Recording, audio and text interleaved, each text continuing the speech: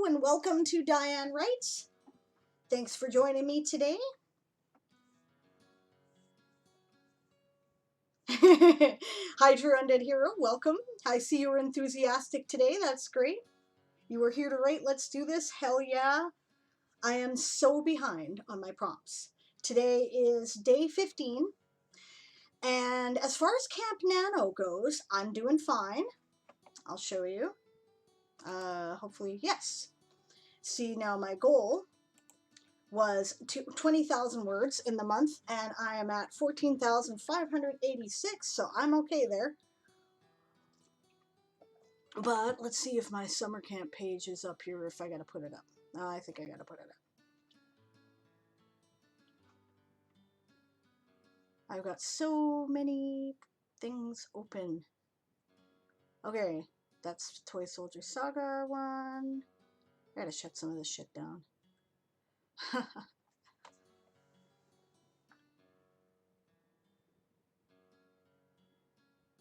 Why don't I just go to the community page? Okay, first of all, okay, well, I'll show you. I've only done 9, I think, of the 15 challenges that I should have done by this point.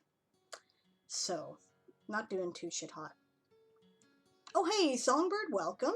Good to see you. All right, cool. Thank you to Dazzlecat for following from the last time we did a broadcast. Songbird just did her 9th. That's cool. Okay, so we're not too far off, I guess. Trying to hear is like, I'm currently blasting Superman by Goldfinger and I am set for my D&D session later. I am pumped. That is awesome. That is awesome. Good for you. That is great. I hope you have a great game tonight. I know you will. It's going to be great. It's going to be great. Solar Cat says, yay! So, hi Solar Cat. Nice to see you. Glad you could join us. Awesome. Hydrate. You know what? I prepared today. I have water. Thank you.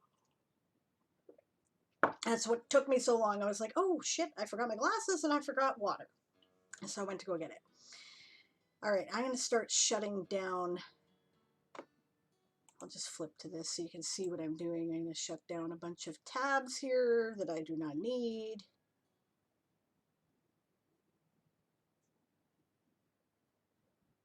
Okay, I already added that. What is this? Oh, no, we don't want to play videos. No videos. Okay.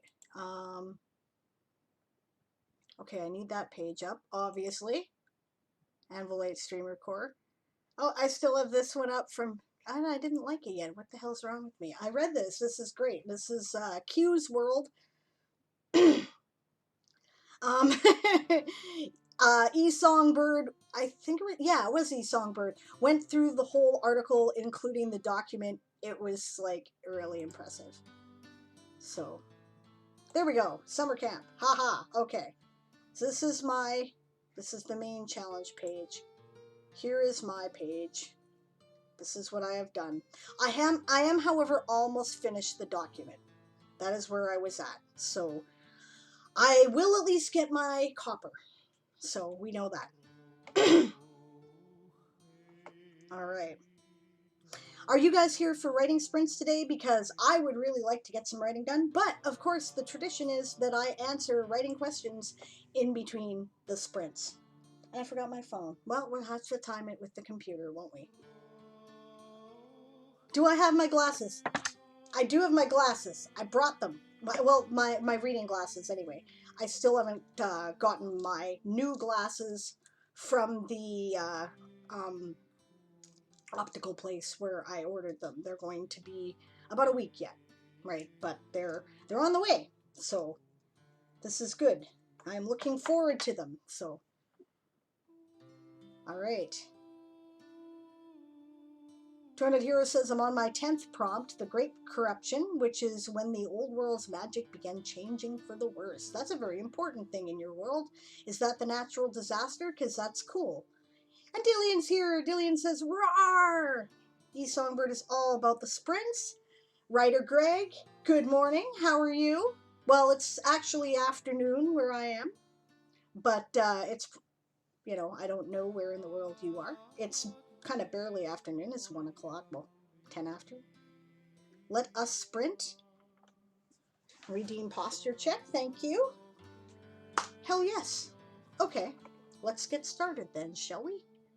I'll go to my articles page, and I was actually on the document. I am pretty proud of my document idea, right?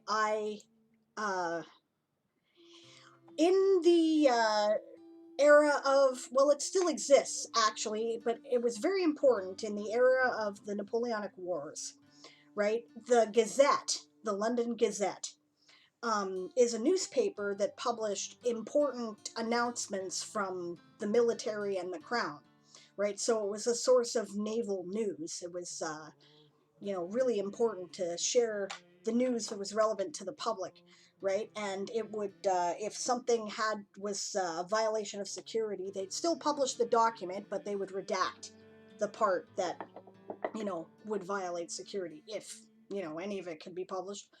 Which, believe it or not, our modern concept of the way spying works is pretty new, right? Like, just going to another country and wandering around and listening to what was going on was entirely possible, even as late as the mid 1800s, right? Nowadays, of course, just the surveillance that we've slowly become used to. Technology is a wonderful thing, but this is one area where it's like really not doing too shit hot. And yeah, right? So the risk of publishing something in such a paper was not as much. Anyway, here's my article so far. I made up one called the Avalon Gazette, right? The official public record of the Avalonian Empire, right? And this is the kind of stuff it publishes. As you can see, I'm still working on it. One word in that section. There's the type of stuff. But here's what I did yesterday, wasting my time. But I mean, come on, you got to admit this is cool. When you go to read the document, this is what you get. I made an issue. And this directly references the events that occur in the story, The Queen's Dirk, which you can read in prose format on my Toy Soldier Saga world if you so want. Right? And it will be moving to manuscripts soon as well, because everything's going to manuscripts, because manuscripts is fucking cool. So, but see, I'm so proud of it. It looks like an old-fashioned Navy dispatch paper, and I have a casualty list. I looked up the style by which these reports were given and published, and how names were printed, and I did my best to imitate it, and I'm pretty proud of the results. So I'm going to be working on this, at least for the moment, and hopefully I'll be done it by the first sprint. How long would you guys like to go for today? Hey Q, nice to see you. Welcome Q-chan. Awesome, we're Chan now, so this is good. Songbird says that's awesome. Thank you. Trended Hero says, posts a link to his world. Yeah, let's check it out. Songbird says 15 or 20. Okay. Cool. We'll start with a warm-up sprint of 15, I think. Walking Dead Lover is here. Hello, welcome. You're a bit late, but that's fine. No problem. Also making coffee, very important. Notice my industrial-sized coffee here. And, good on you helping out your mom. Mom is important. I go to my mom's every night to oversee her medication and see if she needs help with anything, right? So I'll usually be gone sometime. Like, you'll notice I'll disappear in the middle of the evening and come back, and that's where I'm going. So, oh, and RPG Bob is here. Welcome, Dinosaur Bob. Good to see you. My cup equals a whole pot of coffee. See, that's practical. That's practical. As you can see, I'm, like, really tired today. I did not sleep well last night, up late. My own fault, but this is like twice the size of the normal coffee cup that I drink, so. That's a soup cup. It's a Solar Cat. I agree with you.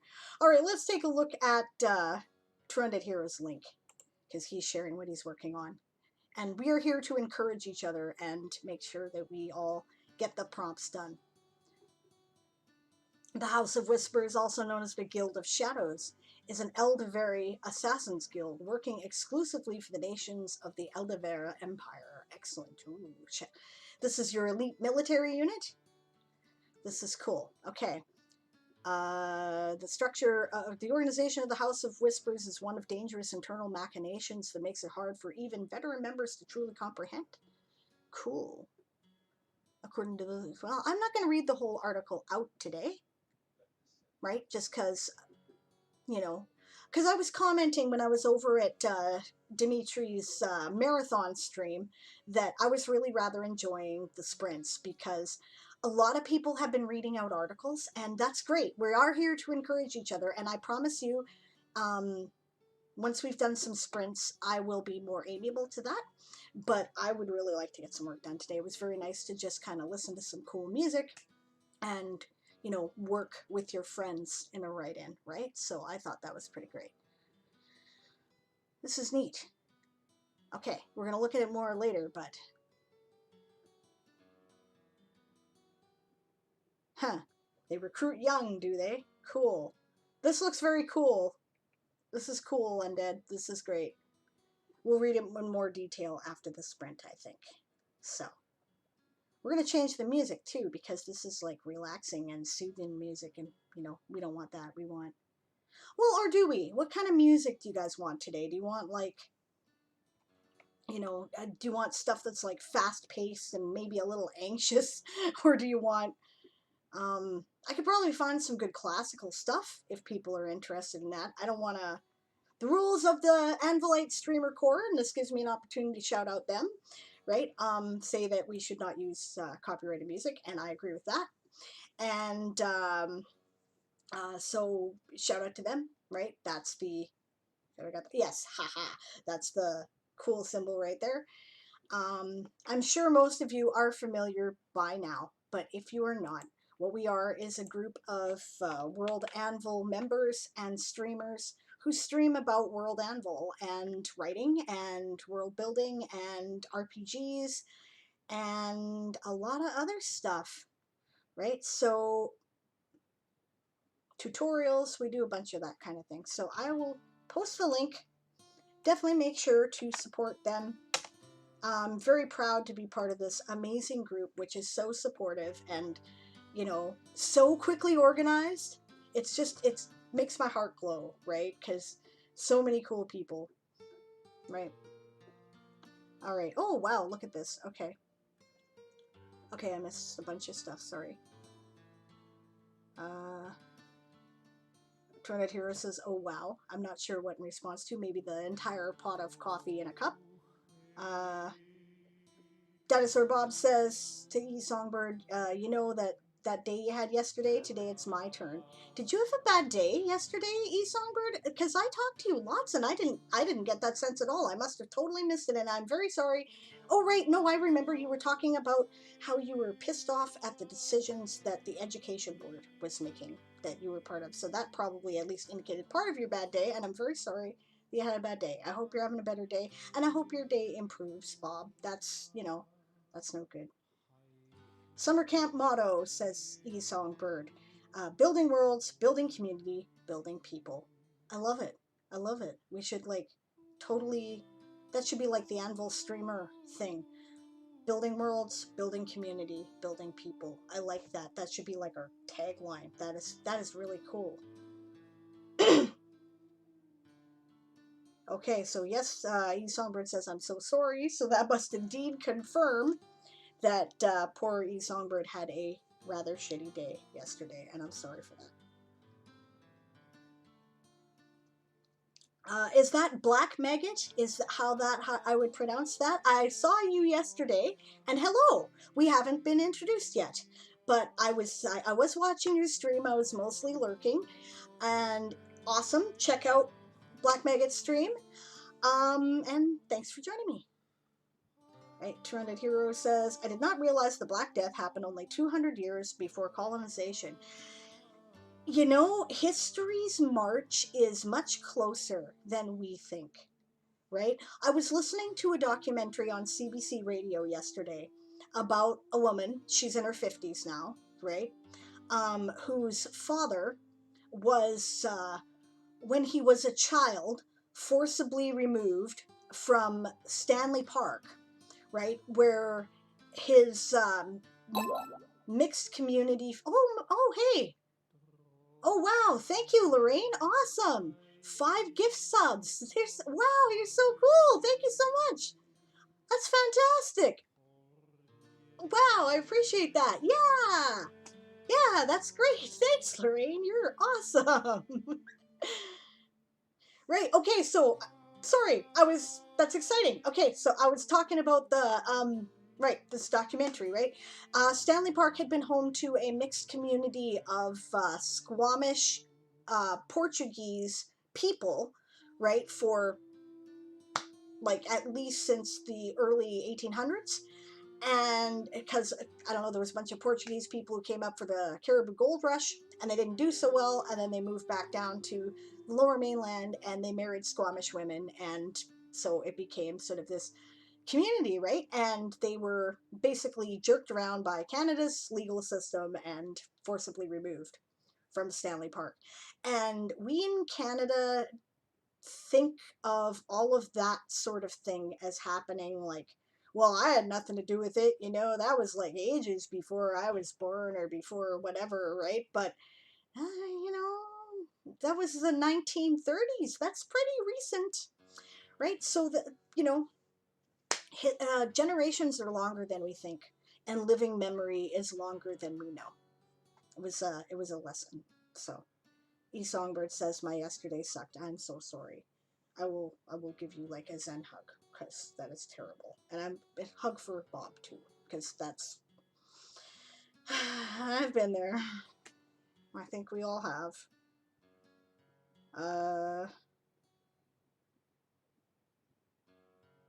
Dinosaur Bob says Black Death happened at least twice. Black Death happened many times. Black Death is a very interesting thing. I learned a lot about it recently. It is caused by all this: the Black Death, the Red Death, the Yellow Fever, right? A couple of other diseases that we have heard about like that are all caused by the same bacteria. It's something pestis. I don't remember. You know what? I'm going to look up what it's called because this is good stuff for world building material, guys. So it's really interesting. The bacteria that causes Black Death. Okay. Right. Yersinia pestis. Okay, that is the bane of humanity, right? It brought low Imperial China. It brought low the Roman Empire. We all know about the Middle Ages. It's been with us for a long time. It took the invention of antibiotics to handle it, right? I'm sure you've recently heard about an outbreak of the Black Death, but weirdly, right? He can't confirm it, but my husband is pretty convinced that he acquired the Black Death, right, when he was in his early 20s, right? He was living in a shitbag apartment. He got bit by a rat or something, and they got really sick. And he went to the hospital, and they put him in this isolation room, and they pumped him full of IV antibiotics, and they wouldn't tell him what he had, and they wouldn't, he was in isolation room, right? And he was there for like a couple of weeks, but he got better. Right? Because our antibiotics are now capable, at least of the existing strains, of handling it. So don't be afraid of the Black Death, right? At least not in a place where the medical system is equipped to handle heavy duty antibiotics. Okay. E Songbird says, I know I say this all the time, but I love the style of this world. Nova Atis? Me too. I really do. 200 Heroes World. This is how we met. We started connecting over our historical fantasy periods, and I'm very interested in this work. So Solar Cat says, you have so many World Anvil tabs. I have so many tabs, right? And the reason why I have so many World Anvil tabs is because if I don't leave them up, I'll forget what I was working on, and then I won't do it because I'm distractible. So, chill with the beat. That's my vote for the music. Okay. Black Maggot says Black Death's going to come back if we aren't careful. Yes, it will.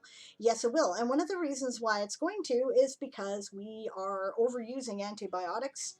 We are feeding it to our livestock, right? And shit's developing that is resistant to antibiotics. There's all kinds of problems with superbugs in hospitals.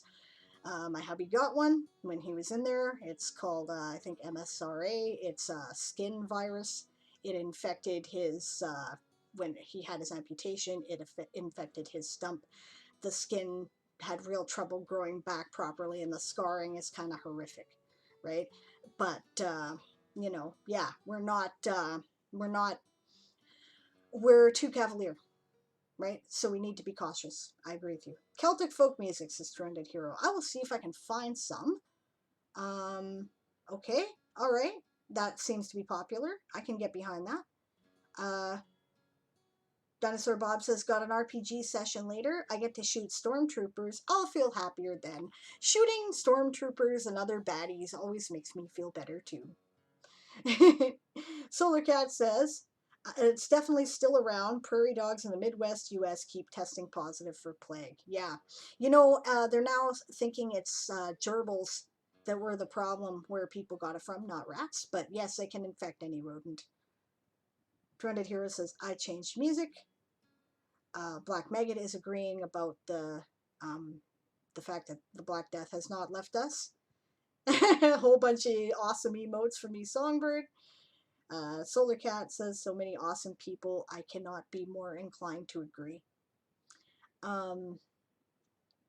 Trended Hero says, I'm now listening to Down by Fiddler's Green. I like Fiddler's Green. I know I haven't said anything on the Music Share channel because I've been busy, but Fiddler's Green is pretty cool.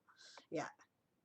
Lorraine says, Skitter's in was a bit late studying for a test, and she's already been, throwing subs everywhere, so thank you. You're awesome. Dinosaur Bob reminds us that Black Death is bacterial. It stopped being a concern when antibiotics were invented. It can still be really dangerous and contagious and make people really sick. So they put you in an isolation ward and they pump you full of high-test IV antibiotics, right? It's not a laughing matter, and it's not something that you should dismiss if you get it, right? But it's not a death sentence by any stretch of the imagination. You should not be terrified anymore. Yeah. Everybody's saying hi to each other. I like that motto. Yeah, I agree. Building worlds, building communities, building people. I'm going to remember that. That's great. There's the throwing out of all the subs. That's awesome. Oh, and massive emotes. I didn't get a notification for that. I don't know why. That's terrible. Thank you for throwing all the emotes, too. That is really cool. Oh, and thank you for the follow, Heel. Welcome. Nice to see you. All right. Oh, look at these cool emotes. That's great. Oh, and thank you for the posture check. Yes, I'm leaning over because I am waiting for my first pair of glasses in a long time. I actually went to the optometrist, and I have astigmatism, apparently. So the optometrist was like, you probably haven't seen anything in real focus in years. I'm like, okay, I'm looking forward to the increase in detail. Yes, Lorraine is definitely sharing the love. Thank you so much. You're so cool. We're sub bomb. Solar Cat says, our kids are going to be amazed we lived through the COVID murder hornet police riots of 2020. Yes, that's an interesting thing to think about when world building too, right?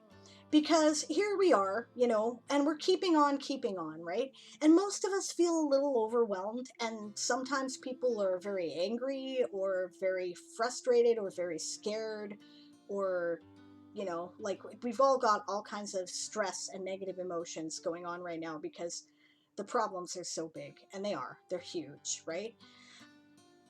But at the same time, life goes on, right? We're still doing this, right? We're still taking joy in little things. Many of us are still going to work, right? We got families to raise, right? We're keeping on, right? And so it's a good object lesson for me, because I think that aside from the anxiety of 9/11, right, which was somewhat distant from me because I'm in Canada and not the United States, right? I've never really lived through a crisis period like this. And I was always amazed at things like how could people just go on with their lives during the Blitz, you know? But people do. People have to, right? People have to because life must go on, right? So it's important to keep in mind when you're writing about things like wars or natural disasters or big plagues in your world, right? I love how Sable perks up on the Black Death, says he's Songbird. That's because this is something I know something about. I'm always interested in talking about stuff where I've done research. I'm, you know, I'm definitely a nerd. I might be low level autistic, right? And I get interested in things and then I study them. And when somebody brings up something where I've done that, I am ready to talk. I have all kinds of things to say. So, yes, the Black Death is terrible. The Black Death is responsible for, oh, some of the major tragedies of humanity. And the other thing is that we never give enough credit to plague in history, right? You study history. See, Trended Hero will be with me on this, right?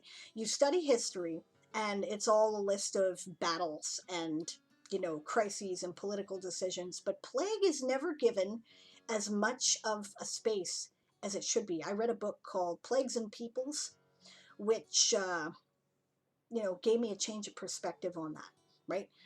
Plague was in part directly responsible for the fall of the Roman Empire, right? Plague was in part directly responsible for the collapse of the Bronze Age, right?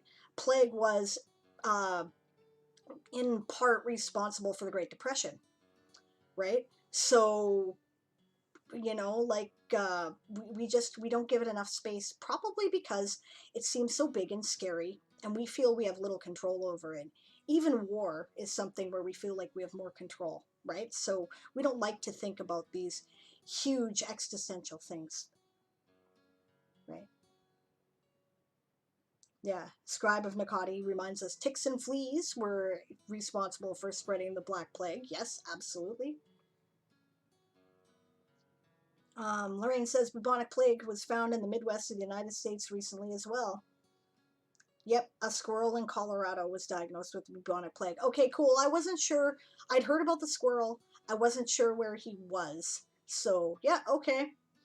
But, it's okay, right? Like, we can treat that now, right? Prairie dogs are always catching it too. I imagine marmots probably catch it too. We have a lot of marmots around here. Um, Dinosaur Bob says U.S. history in elementary to high school is like 1492 Columbus, or 1492 Columbus, 1607 Jamestown, 1763 French and Indian War. Okay, now we can start. you know, um, I have heard a lot of Americans confirm for me how sparse the history curriculum is in the United States, and this explains a lot about why people don't seem to know things that I think everyone knew, right? Like I thought everyone knew, but they don't know, right? They're not taught it. And, you know, it was helpful because I have more patience with people, right? Okay, Scribe of Nakati, which, hello again. Sorry, I didn't greet you. So, hi. Right, says, fun fact armadillos can carry leprosy that they can transmit to humans. I did not know that. In many areas of the American continents, people don't care because they are delicious. I've never eaten armadillo, but I've heard that. And yeah, okay, fair enough. Leprosy is still a growing concern too. Yes, we can beat that with antibiotics as well, usually, right? If it's detected early, and and it doesn't mean there won't leave lasting damage, right? So, and we're not as immune to things. I mean, it's not just COVID that can get us out there, right? Black Maggot says, yes, yeah, it's happening, whether we want it to or not. Yep. Kajutan, hello, nice to see you, says Black Death or the Plague, as they call it in the US. Plus, there are treatments available for leprosy, adds Solar Cat.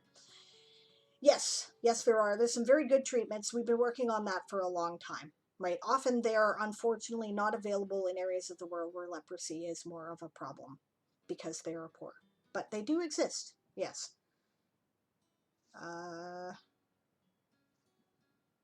Solar Cat says, I personally wouldn't want to risk it, of course. That's because you're smart. Good for you. Songbird says, appetite gone. Nicoti says, there's so many delicious animals. Langostinos? I would like to meet this is Solar Cat now. I would like to meet whoever got the courage to try eating a lobster, a langostino, crawfish. Somebody was really hungry. That's all I have to say. There's lots of examples of that, right? Also, how the hell did people figure out some of the elaborate preparation stuff? That, like, how did anybody figure out how to prepare a puffer fish so that it was safe to eat, right? Somebody was starving, okay? And a couple people died trying in the meantime. I'm just telling you. Nicoti says, is it possible to get your feedback on an article, Sable? Yes, but we're going to do our first sprint first, and then we're going to do that, and I'm going to try to finish the chat here. Holy crap, you guys have been chatting. Okay, I better step it up, guys. I'm going to try to focus on things that are... Yeah. Yes, Lorraine was confirming that she was one of the people I talked to. I was kind of stunned by the information. Solar Cat says we kind of dusted on World War I and then watched Saving Private Ryan, but at least we talked about it.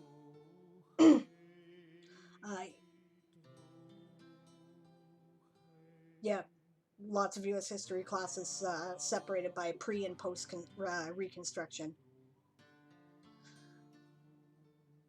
Okay, I will put up the article for feedback, definitely, so that it is here, and we will look at it after the sprint for sure. So it's up, so I can look at it. Solar Cat says we spent more time talking about Rome. I took history right up to grade 12, right? I don't even remember a lot of what we did in history in grade school because it was dull and I didn't like it, except for the Greek and Roman and mythology section and the stuff we did on First Nations where people came in and we got to do stuff like make little mini birch bark canoes and things, but and eat bannock. It was cool. But what grade 8 was Roman and medieval history. Grade 9 was we started kind of following the colonial movement, and a fair bit of time was actually given to First Nations concerns, right? Grade 10 was all like the establishment of Canada, how our government works, right? The War of 1812, right? The Northwest Rebellion, right? I bet Americans don't even know what I'm talking about with the Northwest Rebellion, do you? Right?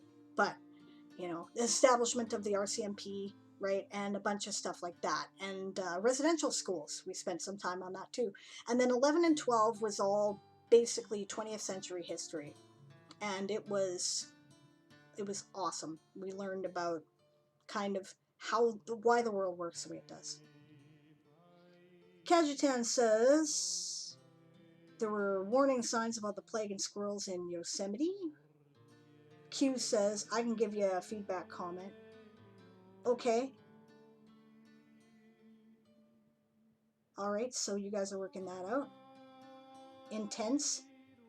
Cool. So Nakati says he's prepared not to be defensive. So if anybody has some, harsh critiques, he's up for it, right? I will remind you, please try to make your critiques helpful, right? It's okay to, cut things with a knife and murder somebody's babies, but do it out of love, right? And be kind. Try to be kind. That's my advice. We don't want to discourage anybody here, right? So, and other people will want less sharp criticism and more, encouragement, right? And this is summer camp. We're here to write brief prompts, right? the articles aren't finished. They're not designed to be finished. So don't go treating them like there's a finished article. They're not, right? We're in first draft here, right? Maybe even outline, right? So it's not fair to be like aggressive, not unless someone asks for it. So Lorraine agrees that she's up for full cut reviews too. Solar Cat says, I remember my first pair of glasses. The trees have leaves. I mean, I knew leaves fell in the fall, but they always look like green puffballs to me, just like in kids' picture books. Aw, that's sweet. I I can imagine your joy at discovering the world through your glasses then. That's neat. I am looking forward to being able to read the pill bottles again. That will be nice. Yeah. Oh, yep. Q says, because there's no option, we just truck along as the unstoppable force of orkiness we are. Fair enough, humans have far more in common with orcs than elves in traditional fantasy, I'm just saying. Solar Cat says, you either keep going or you give up. Keeping going is at least doing something. And that is kind of my philosophy of life, really. This too shall pass. It will all pass. Lorraine is sharing a similar experience about how 3D real life things look. And she didn't realize that her parents were kind of like not understanding what she was trying to say about her vision. And Dinosaur Bob is agreeing. I've had mild issues most of my life, and it's probably been the astigmatism, but when I first went to get glasses because I was having trouble seeing the blackboard at the back of the class in high school, right? They caused more harm than good, right? I was constantly getting hit in the face with the dodgeball. So I stopped wearing them, and, I went to these like, I want to say 7 years ago now, right? So, yeah. Heel says, to be fair, everyone who survived previous pandemics and plagues were drunk 24/7 before alcohol was the only safe liquid. Hey, people have been doing that now too. They had to declare liquor stores an essential service. Q says, you guys have a very different education curriculum than us. The Black Plague was a pretty big deal in our history class. Ours too, in Canada, FYI. It was, we spent a fair bit of time on it in my grade 8 class, and the way it transformed the world. So, yeah. Nakati says, but I was told Christianity led to the Dark Age. No, not accurate. We weren't told that. As a matter of fact, Christianity was responsible for keeping a lot of records that otherwise would have been lost in the collapse of the Roman Empire. So you can't, no, you can't put that on Christianity. Although by the time we hit the Inquisition and the Reconquista, you kind of have to wonder what the hell was going on there, right? But religion and politics were being linked, right? And that was part of what led to the problem, which is why when the Puritans came to Plymouth, right, they were there for religious freedom because religion and politics had been intrinsically linked, and why the Constitution of the United States and Canada's governing documents, right, separate religion and politics like it's intended to. As you can see, what happens, and I would say that doesn't matter, like any religion, right? Like, let's not get started on what's going on in the Middle East, for example. You link religion and politics, you get disaster, right? Pretty much. In my opinion, anyway, right? But no one faith can be said to be more responsible for disasters than another, other than in terms of population, right? So, good quote. Oh, that's from your world. Okay. Trunded Hero says humanity in 2 centuries has given our world its two great evils: the invention of gunpowder and the violent means in which to use it. Empress Edilla II, Aldaver Imperium 854, the first elven surrender to the humans. Nakati agrees, but yeah, continent wide migration and plague are a recipe for disaster. Yes, they are, which is why people should stay the fuck home. Okay. Anyway, yes. Um, I wrote about that actually. The fact that um, I'll share it later. It's an article I wrote in a on a writing website, science fiction fantasy, about how being a science fiction writer, we kind of saw this coming, and we were prepared, sort of, right? As much as we individually could be prepared, because we recognized patterns. And one of those patterns is when you have broad, widespread travel, right? It's very easy to spread viruses and diseases. And that's just a fact. And we need to have, I don't know, maybe we need to have better ways to handle that. I don't want to restrict people from traveling, but at the same time, you know, I'm kind of glad that Canada's kind of very close bordered right now. All right. Um,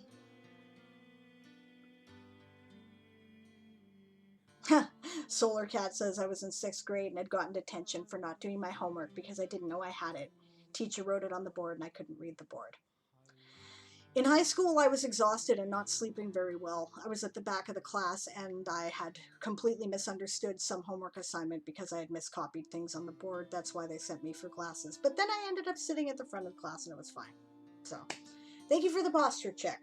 Yes, because I've been leaning forward reading things. I'm hoping that when I get my glasses, I'll be able to just kind of tilt my head and do that because they're like trifocals, right? So, oh, and hydrate. Thank you. And another posture check from Nakati. Thank you. Yeah, okay. I'll reposition. Yeah. Heel says, yeah, the plague was pretty big here. Where are you anyway? Q says the meth squirrel and plague squirrel join forces. This is 2020. Let's put it this way. I was utterly unsurprised when I heard about the meth squirrel, and I was utterly unsurprised when I heard about the plague squirrel. I was like, yeah. Mm-hmm. Yes, Walking Dead lover says the plague was also found in China. I thought I'd heard that too. This might be in part due to the unseasonal warming trend that we have. When there is a rise in world temperature, the plague does pretty well. So do other diseases. Just one of those consequences of climate change. People keep warning people about. Nobody's listening. Okay. Greg says, I'm canceling my camping plans. I'm sorry that you have to cancel your camping plans. But yes, unless you're planning on going to some remote fishing lake where it's kind of difficult to get in right now, I wouldn't be going anywhere near government campgrounds or anything like that, or a KOA, right? Just because you never know, right? Too many people traveling from two. I canceled all my travel plans this year too. Yeah, writing conference I was going to has been canceled. It's going to be online now, and I was relieved. So, because that's where they're presenting the Nebula or the Aurora Awards, which is the Canadian version of like the Nebula Awards, and I was really kind of excited to go and meet some people, because the Aurora Awards aren't usually on our side of the country, and it's kind of unfortunate, but I'm relieved that I don't have to make the decision because I probably wouldn't have gone, right? And that's a shame. Mongolia teen boy dies as China plague case recovers. Okay, yeah. Thank you. I appreciate the link. I'm not going to look at it right now. Kajutan says, I once found a meme saying, war, a way chosen by God to teach Americans geography. You can't just say that about Americans. There's been a lot of warlike cultures, so they're the big one right now, but there's been a lot. Oh, okay. China, too. China is like, Russia, Huff, puff, huff, puff. The three empires want to control the world.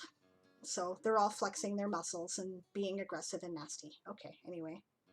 Um, okay, heels in Sweden. Okay, the primary and almost singular focus of the modern Swedish school is World War II.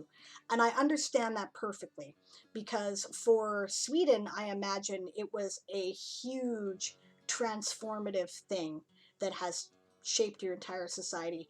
I say 20th century history, and most of that in grade 11 and 12 was also spent on the world wars. World War One is kind of like how Canada became a country, right? That's okay.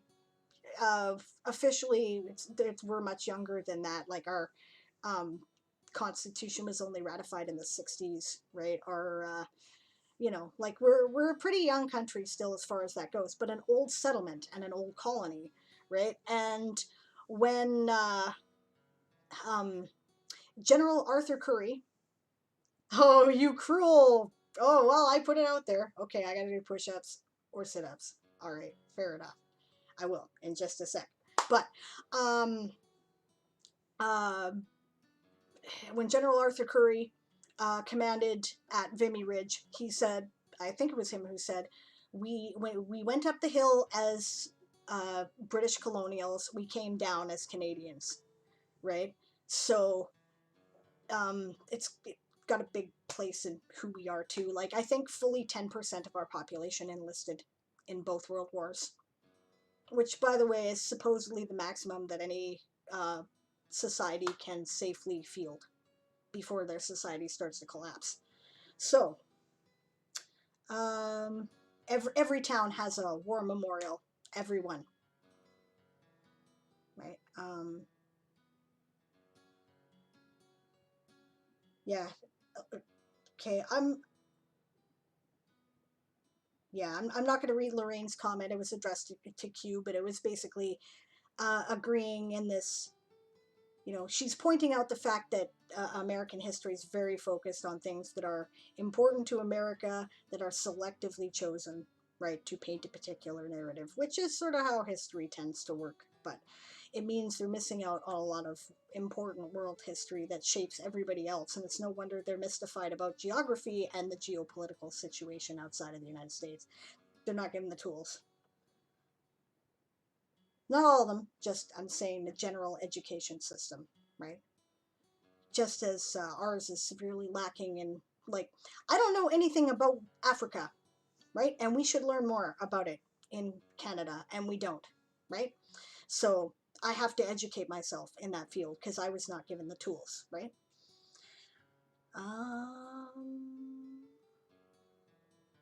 Okay. I barely remember what I did yesterday. Never mind where to find things on a map yet. How did someone get the idea to eat cashews? I know, right? Touching that blood apple could kill you. Yep.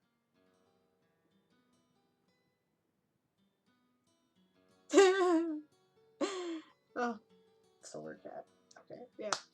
After we look at the Capitol building, can we go see the Space Needle? Actual overheard quote in DC. Wow. But okay, to be fair, Washington State and Washington DC can get confusing. Dinosaur Bob says, I always wondered about the second person to eat a hot pepper. That was probably the fault of medicinal people because it's good for inflammation.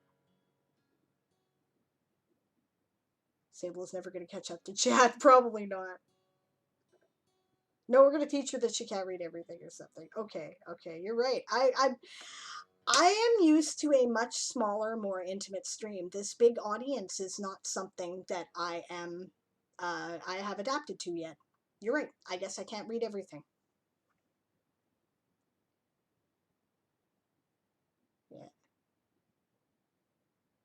More discussion about confusion of geography. Murder someone's babies out of love, Kachitan. It says to quoting Sablerodia 2020. Yes.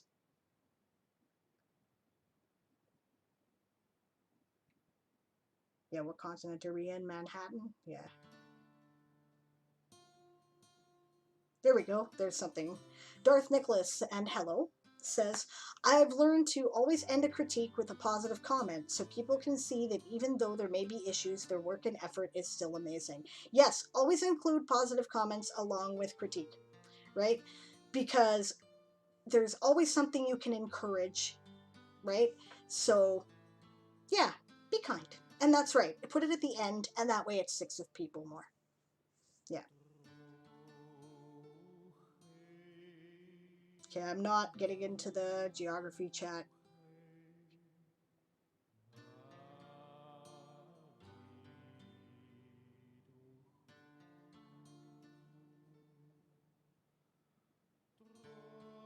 Okay, that is kind of stunning. Yeah. I do have to share that one. When Nakati says, when I came back from deployment, there was this wackadoo in a cowboy hat giving a presentation on resources for veterans. He would keep saying, You have the thanks of a grateful nation and the Republic of Texas. Dude spoke in caps. It drove me up the wall. As someone who was born in and grew up in Texas, sorry about my horrible accent, I tried, right? It also made me cringe that he was pushing this Republic of Texas crap. Lorraine, yeah, okay. And hello, Aegon. Welcome. Aegon TV is here. Hello back.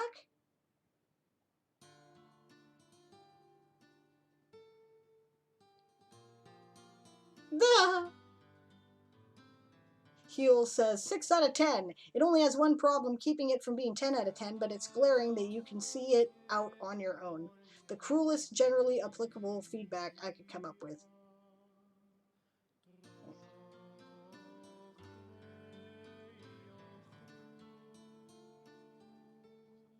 Dinosaur Bob says, we also stop whatever the curriculum says so we can spend a month on Holocaust, a month on Black history, a month on women's history, etc. Not that these aren't important, they are.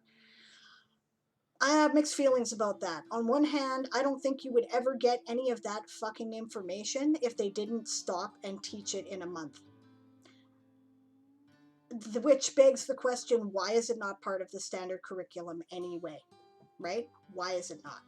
Right? Canada has similar problems with that. Okay? On the other hand, I can see how it can screw things up because you just start to get a sense of the flow, right? And then it's interrupted with something that has nothing to do with what you were previously talking about. And then you go back and you're like, wait a minute, what? I don't even remember what we were doing because we did that like a month ago. So I can get how that can be confusing, right? I can. Yeah. Yet people agreeing with me on the Reconquista. I agree with you, Bob. I guess I just said that. They should be integrated into the curriculum, not inserted. We spent a fair bit of time on the Holocaust, and it had nothing to do with Holocaust Month. Yeah. But we didn't get any, there's not a lot of black history that we got, right? And we didn't get a lot of women's history either. The only thing I remember specifically that had relevance to women's history in particular was time spent on the suffragette movement. And we did do the civil rights movement. I do have to give us that, but yeah, it's woefully lacking. Nobody expects the Spanish Inquisition. Yup.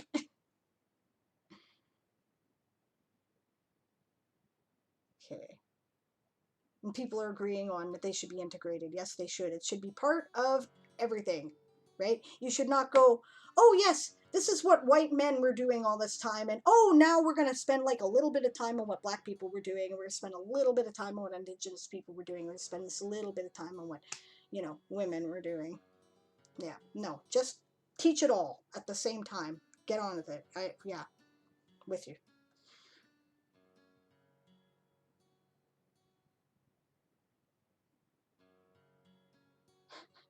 I thought by the time she read this, she would need another posture check. I do try to do it live because I've got my stream manager thing open and it appears, right? Looks like people have a lot of channel points and want to use them. Good. Oh, that's where that happened. Hit her with the push-ups. Fine. You guys want push-ups or sit-ups, by the way? We'll do that after the sprint. We're gonna do at least 20 minutes now, because I've been talking for an hour. It's ridiculous. I'm looking at karaoke, says eSongbird. Cool. I like to sing. I moonlight as a folk musician. I took it really seriously for a while. I was a member of a goth rock band called Gallows Hill that we were kind of doing what Evanescence did, like several years before they did. We were starting to develop a bit of a cult following. We had a couple of hits at mp3.com, and then the band broke up. And that was like 20 years ago almost now, right? So, no, it was 20 years ago. This is 2020. Okay. So, I'd made a very serious go of it. I did a lot of gigging. I traveled a long way. I traveled to Maine. I met my bandmates online. They were in Maine. I was in BC. They needed a vocalist to lay down some tracks for them. They liked what I did, thought that I, fit the bill. We did some co-writing. It grew, right? I went out there for like a month so we could fit in as many gigs as possible. And, nobody was doing this when we started this. Like, nowadays people record things online, like you're watching all these COVID videos with people in other rooms and cut tracks, right? Nobody takes anything, like nobody thinks anything of it. But back in around 2000, nobody was doing that, and people were like, what, you're recording online, like you're not doing it in person? How are you doing that? Right? And the answer was we were sending each other files on ICQ. So and mixing on our home computers, right? So uh, early adopter, I guess, right? But I hated it. I absolutely hated being away from my family. I felt really lonely. There was constant drama in the band, and I didn't like being a professional musician. So now I kind of moonlight at it. So I like to sing, right? You guys ever want to buy karaoke? I have to know the song. That's the only thing. You can suggest ideas, and if I can find a karaoke of it, I will sing it. Okay.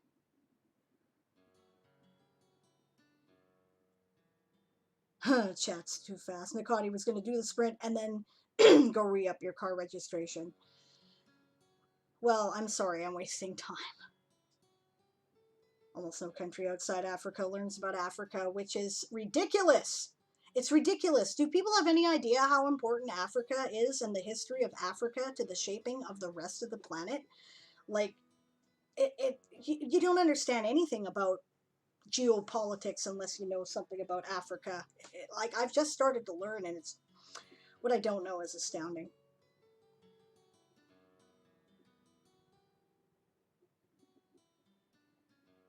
Okay, Nakati, it's cool you're heading out. See you later. Yes, it is moving very fast. You're right. The sprint is a lie.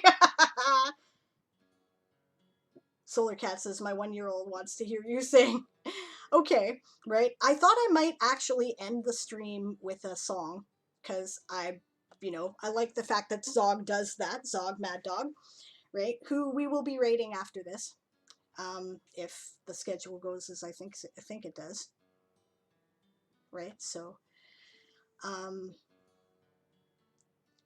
oh, ending stream song. Okay. Do you want it to be karaoke or do you want it to be something original? Because I have a song that kids love. And I wrote it when I was 10 and I still like it. So, original. Okay. I will do that. My guitar is over there. It may be out of tune. It's been a while. So, we'll do that. Yeah, my knowledge of African history ends on the human ancestors going to other continents and only because I study archaeology. Well, there's that. Oh, wow. Thank you for the subscription, Darth Nicholas. That's awesome. Thank you. Yes, and thank you for spending the karaoke. Oh, dear. 2 of you spent karaoke. I will have to do 2 songs. Okay. Absolutely. Thank you, guys. I will do that. I like to sing, and I still have to do push-ups. But first, we're going to sprint. Then I'm going to do the push-ups or sit-ups. Your choice, Walking Dead, whether you want push-ups or sit-ups. I will do either. It will be fine. Okay, and thank you so much again for the subscription. That's cool. Okay, so we're going to sprint, finally. See, I told you I had the article up. Oh, yeah, right. I got to do article feedback. Thanks for saying that I'm building community. I am trying to. So, all right, we need better music, and you guys wanted like Celtic rock kind of thing. I wonder if I can find anything like that that isn't. I'm not sure I can find anything like that that's copyright free on this short of notice. But this is definitely not doing it, so I could play you the pirate music, I suppose, from this. Can you even see this? Probably not. This is. No, you can't. Alright, I'm looking at my Sirenscape thing. I keep mentioning Sirenscape. This is where I do most of my music from. These guys.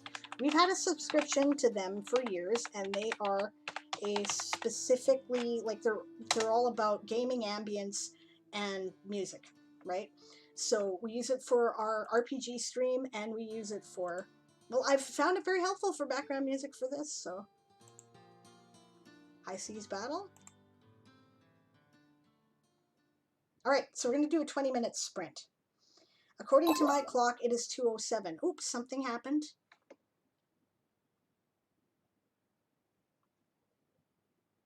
Yay, I got rated! Hey, Time Pool, welcome! Hi, guys! Glad you could join me. I was kind of watching your stream earlier, but I was lurking, so, because I was getting ready for my stream, but yay, raid! Welcome, welcome, nice to see you guys. Yeah, thanks for the follow while I was offline, Dazzlecat. Nice to see you. Hey, Kahuna! Secondhand Samurai, woot! Alright. Thanks, guys. We're just about to start a writing sprint, which we were supposed to start like an hour ago. Oh, thank you for the follow, Evan Eriks. And Galandan? Holy crap. Oh, awesome. And now World Anvil's hosting me. Well, thank you, guys. That's amazing. Wow. Cool. There's like 34 people here in this chat, according to this. That's great. Okay, well, good. I'm glad you weren't here before, or I never would have shut up. But I'm glad you're here now. That's cool. I meant to do, like, some serious sprinting, but instead I've been talking because the chat's been really cool. Everybody's been Zog Mad Dog Hype, Zog Mad Dog Hype. I'm intending to raid you when we're done, because I'm pretty sure you're on after me, right? So, oh, I cannot pronounce that name. I'm so sorry, but welcome to the chat. I have not seen you before. Kalidesh? Do I have that right?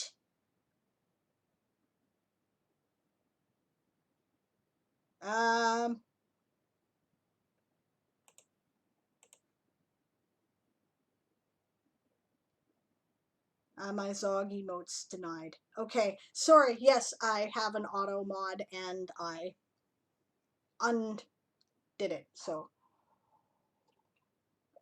I get Captain ZMD instead. Cool.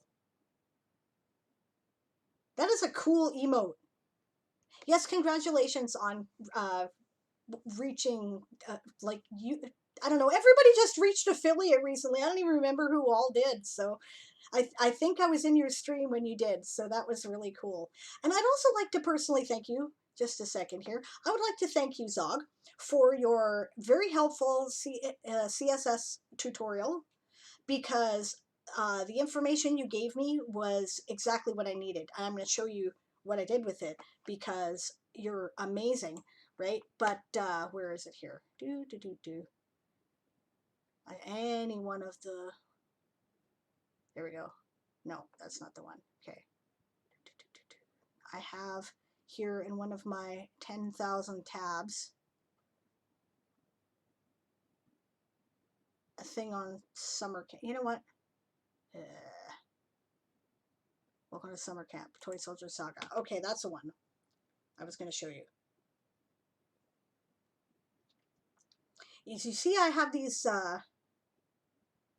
blue allowed boxes, right, where I was putting the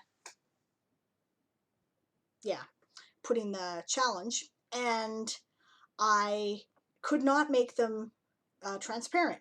But you explained to me that I can actually, I thought I had to put like 0. I didn't realize that I could use fractions of numbers in order to determine how transparent it was. So I have since fixed it, and that was thanks to you. So that was really awesome, and I really appreciate it. All right, let's get some pirate music going here. I don't know if this is good.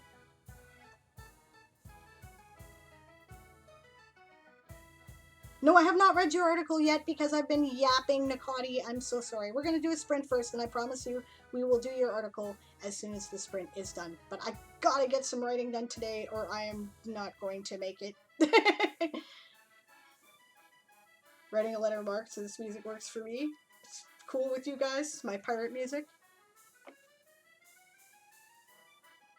People ask for Celtic rock, and I... Aww.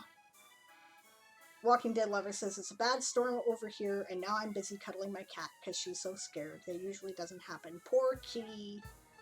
That's terrible. Alright. I don't know if this works for me, but I'm gonna give it a try. Okay. 2:12. I think there's gotta be a timer.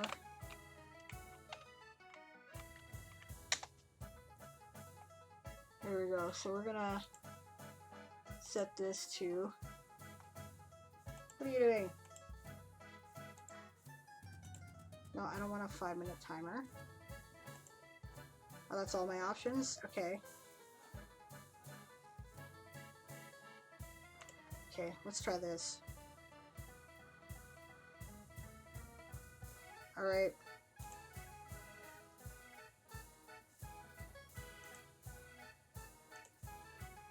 Oh, okay, I see.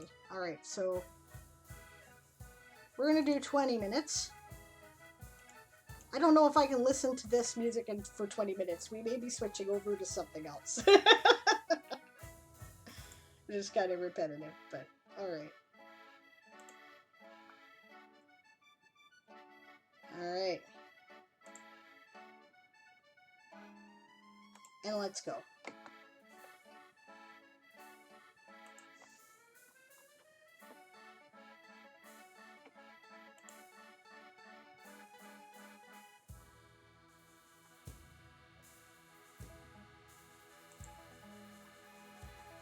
It's a half step up from Susan Works with more clowns.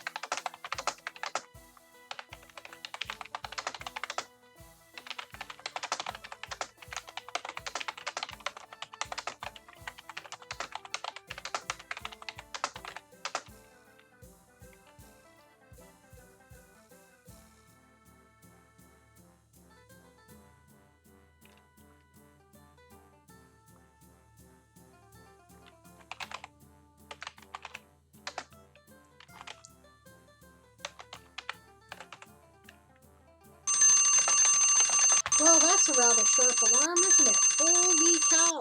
Okay. Sorry if I, like, gave anyone a heart attack there. Almost gave me a heart attack. Reminds me of an alarm clock that I used to have back when I was a kid. One of those wind-up jobbies. Well, cool. All right. I thought it was an old phone, says Kajutan. Yeah, it sounds like that, doesn't it? Alright, how'd you guys do? I'm gonna have to try to work to add this up because I did it in piecemeal, so...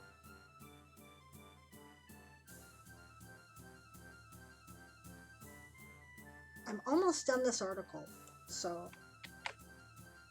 Just about ready to move on to the next, oh no, that's the wrong thing. That's not what I wanted. There we go.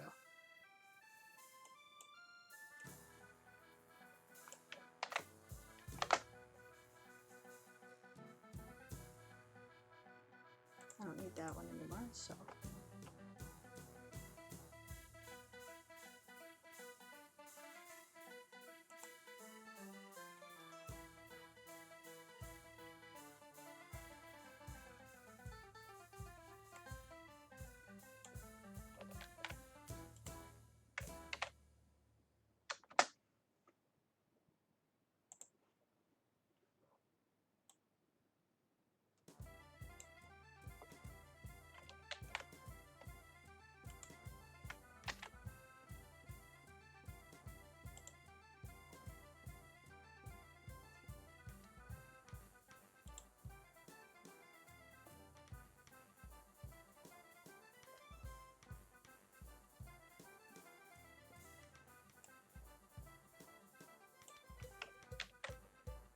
I don't think I did as well as I thought I had. I thought I was kind of on a roll, but...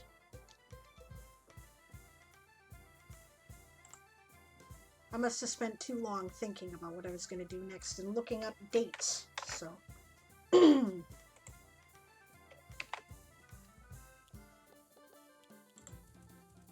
wrong one. There we go.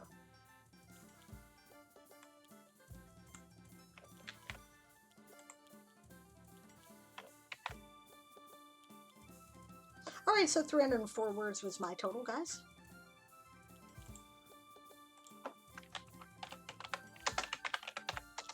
Alright, so let's see what I can do in the chat that is not going to be, like, overwhelming here.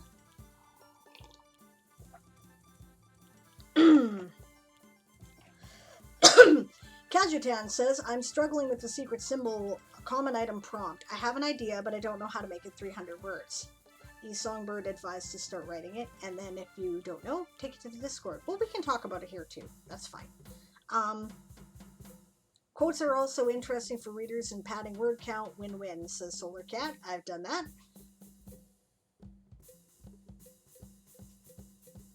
Feels like, have we started? Yes, we did. Sorry. Oh, and hydrate. I missed. Thank you. Posture check. Nakati's now waiting at the parking lot. Oh, and then the drive back. Okay.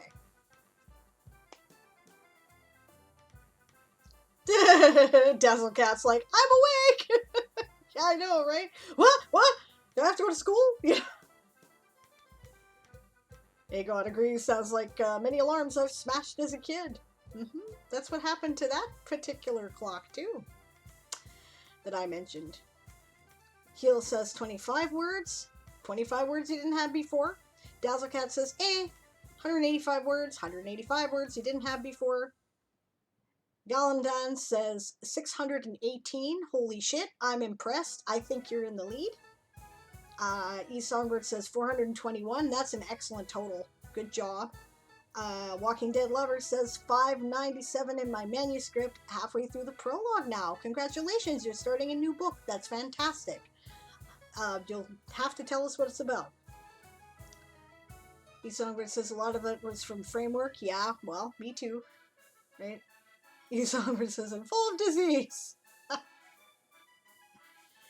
And Kajutan says my item is a jacket button as a symbol of a group which wants to abolish blood magic. Okay. Yeah, alright. That's cool. Do you have an idea of what the button looks like? And I mean, I'm sure you do, right? The design of the button, but you'll have to describe it.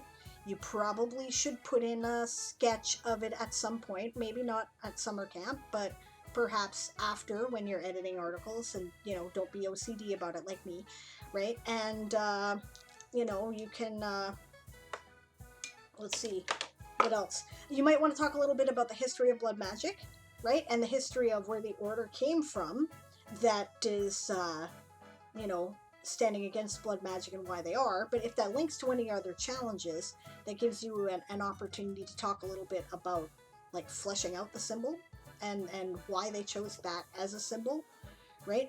You could talk about where it's manufactured, right? Like jacket buttons. So I'm thinking like, but blood magic is so cool. Yeah. Well, yeah, says heal. But it can be, right? Is it like one of those, brass buttons that tend to be on like, officers' coats and whatnot, in which case there's a specific place that's going to manufacture them, right? Because that's how that stuff worked, right? You would take your uniforms, right? And you would all go to a particular tailor to get your uniform done, right? And the tailor would, in general, look to a specific supplier of buttons, right? And then they would get all their buttons there, which obviously had to be created. And so clearly the person who is manufacturing the buttons is in on the whole deal, right? Maybe they've been around for generations, right? Or maybe the buttons are carved wood, in which case that secret is passed down, and learning how to carve buttons would be an essential skill of this particular order that they would pick up. So they'd probably all be fine carvers, and that's something they could do.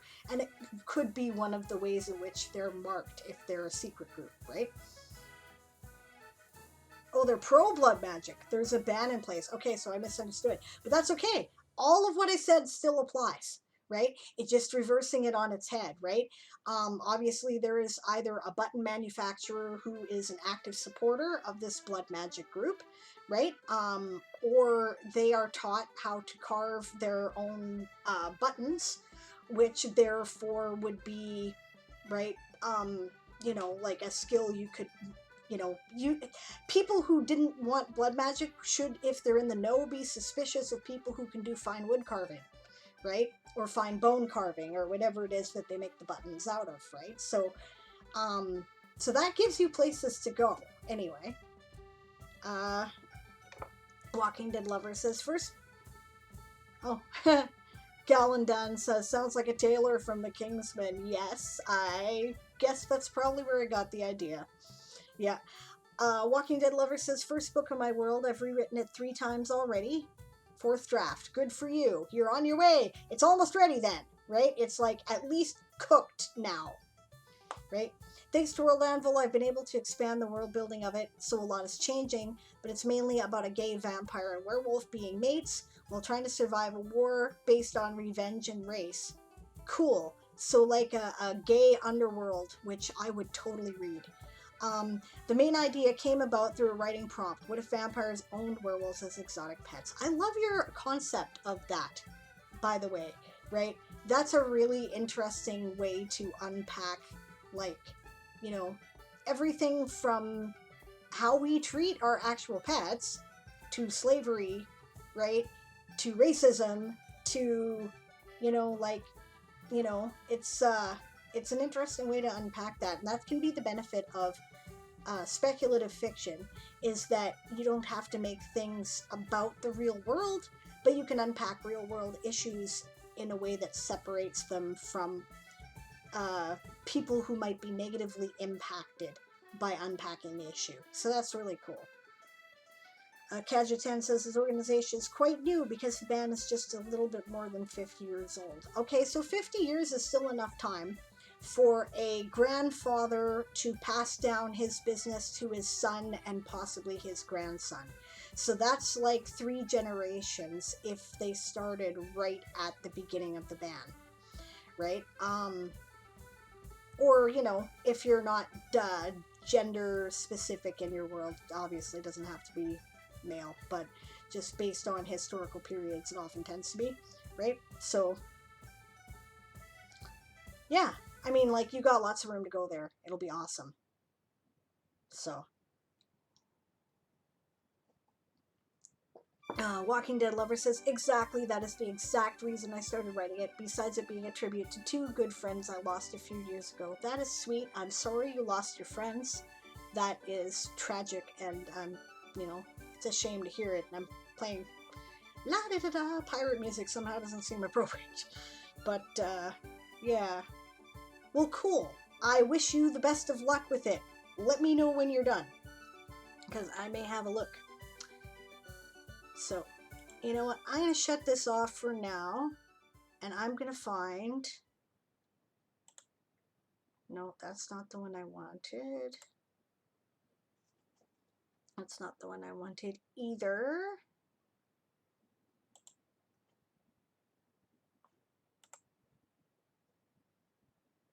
Let's see.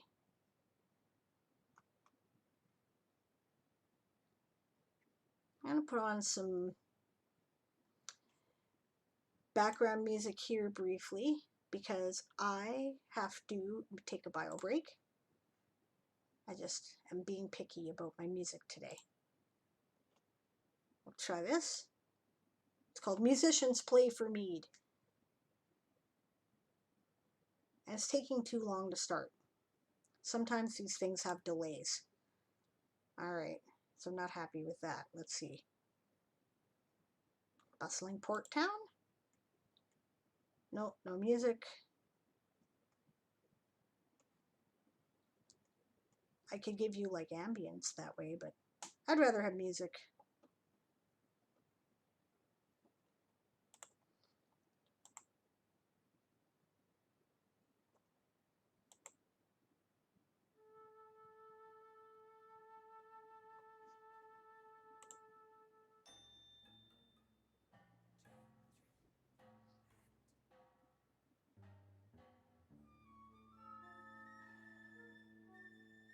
Trended Hero says, I am back! I was called by a friend who's struggling with COVID-19 related pandemic issues. That is a shame. But I'm glad you're back. Delian says, don't you just hate it when you try to look up the IPA International Phonetics Alphabet, but all you get are links and images of ale? Hell yes. Been there. Lorraine says, oh, I was AFK when the timer went off. Did Sable do her push-ups that Walking Dead Lover spent points for? No, I have not. Thank you for the link there, Lorraine. That's the one I wanted to remember. I've been there too. Yeah. Scribe of Nakani, I used and the appreciation of a grateful nation in my article. Okay. Sable Aradia, why do people have to be so ugly to each other? I don't know. I have never understood it. I never will. I don't get it. You originally said for Sable to do 10 push-ups. Okay. Well, I'm not going to do that unless I go pee, because otherwise this could be messy. So I'm going to do that, right? And I'll be right back in a couple minutes. We'll do the push-ups, then we will go over the 2 articles that I was requested to look at, right? And then we will do another sprint. So don't go away.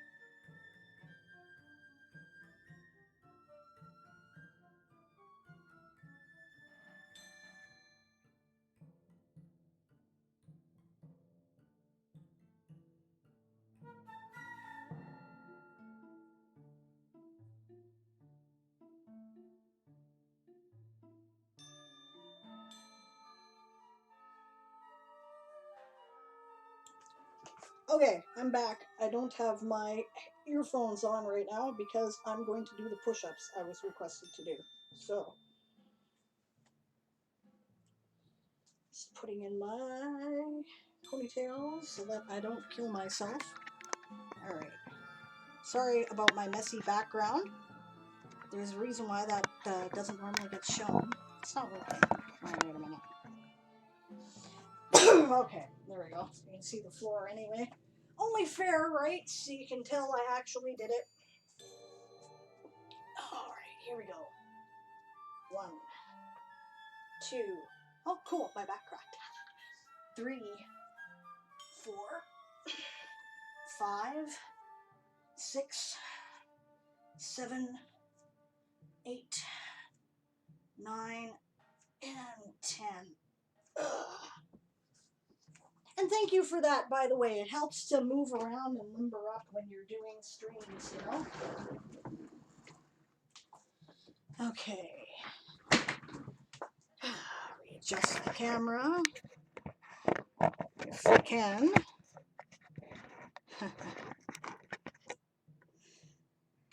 My crooked off the... Oh no, that's not good. Okay. The heck?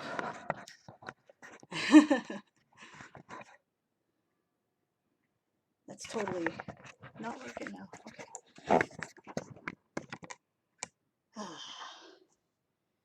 Yeah, it's loosely where it was. It's, I don't know why it's leaning that way now. Because of the cord. I really had to mess with it last time. Sort of, I guess. It's a little higher than it was, isn't it? There we go. Okay. Yeah, all right. Now. All right. Have I missed anything important in the chat?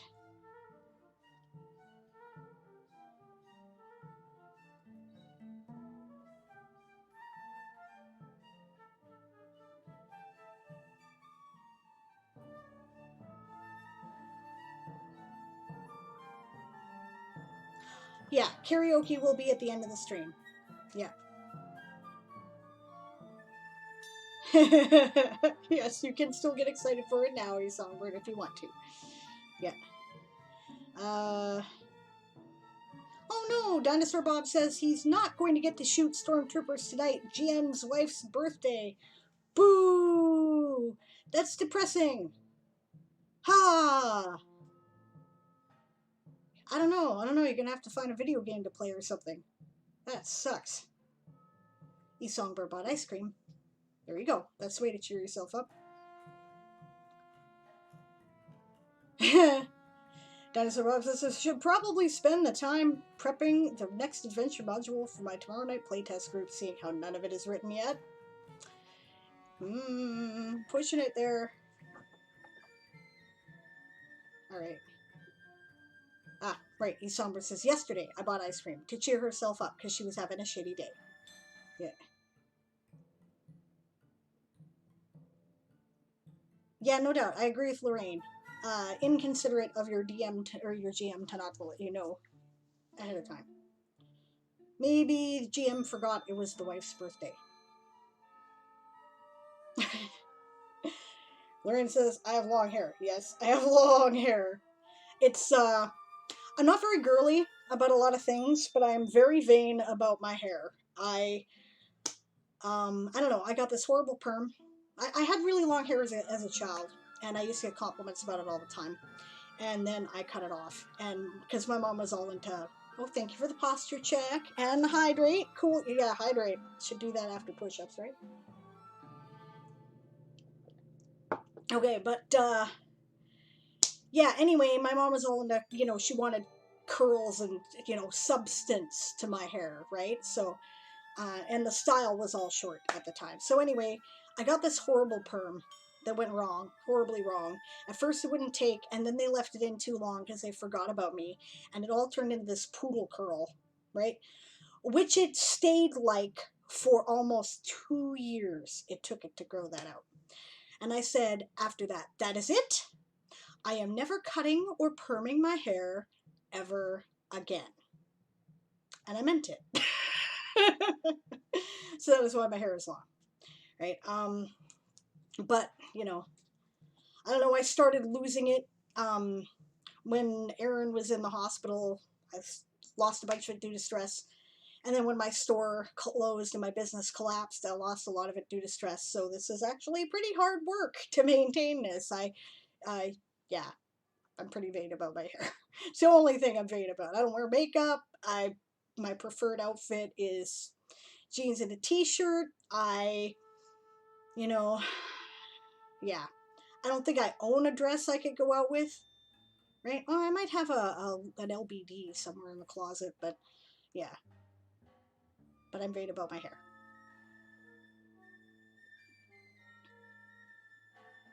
Rip back. Songbird says, nice push-ups, good form. Thank you. I do daily yoga because if I didn't, I would be in terrible shape because I spend 99% of my time in front of a computer and do nothing else. So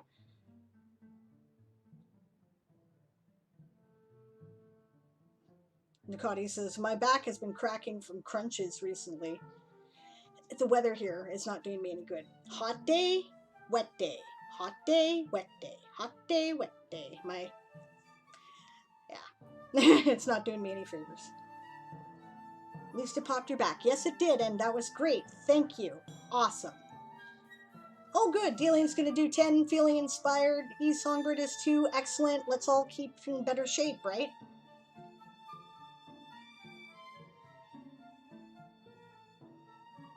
I also can't even do one. I'm a touch top heavy. Lorraine, I will send you a link. I do this yoga routine called the 5 Tibetans, right? I included it in my book on witchcraft, and I was using it mostly for a method of developing a physical meditation ritual. So I did a video, right, on how to do it. There are ways in which to do variations of push-ups, right, which are actually adaptable to pretty much any body type. So if you want, you know, if you're not interested, let me know on the Discord, because, you know, it's cool. I'm not, you know, I'm not going to lecture anybody about doing exercise, but, you know, if you want it, it might help. Yeah. Oh dear, I think more than my back crack, says Songbird. That hurt much sooner than it should have. Alright, feeling more energized to write. That's the point. Gah, Twitch. Torrented Hero says, you're awesome. Thank you. You're awesome too. Welcome back, Nicoti. Yeah. Adventures in my head, just not on paper. You're fine, then.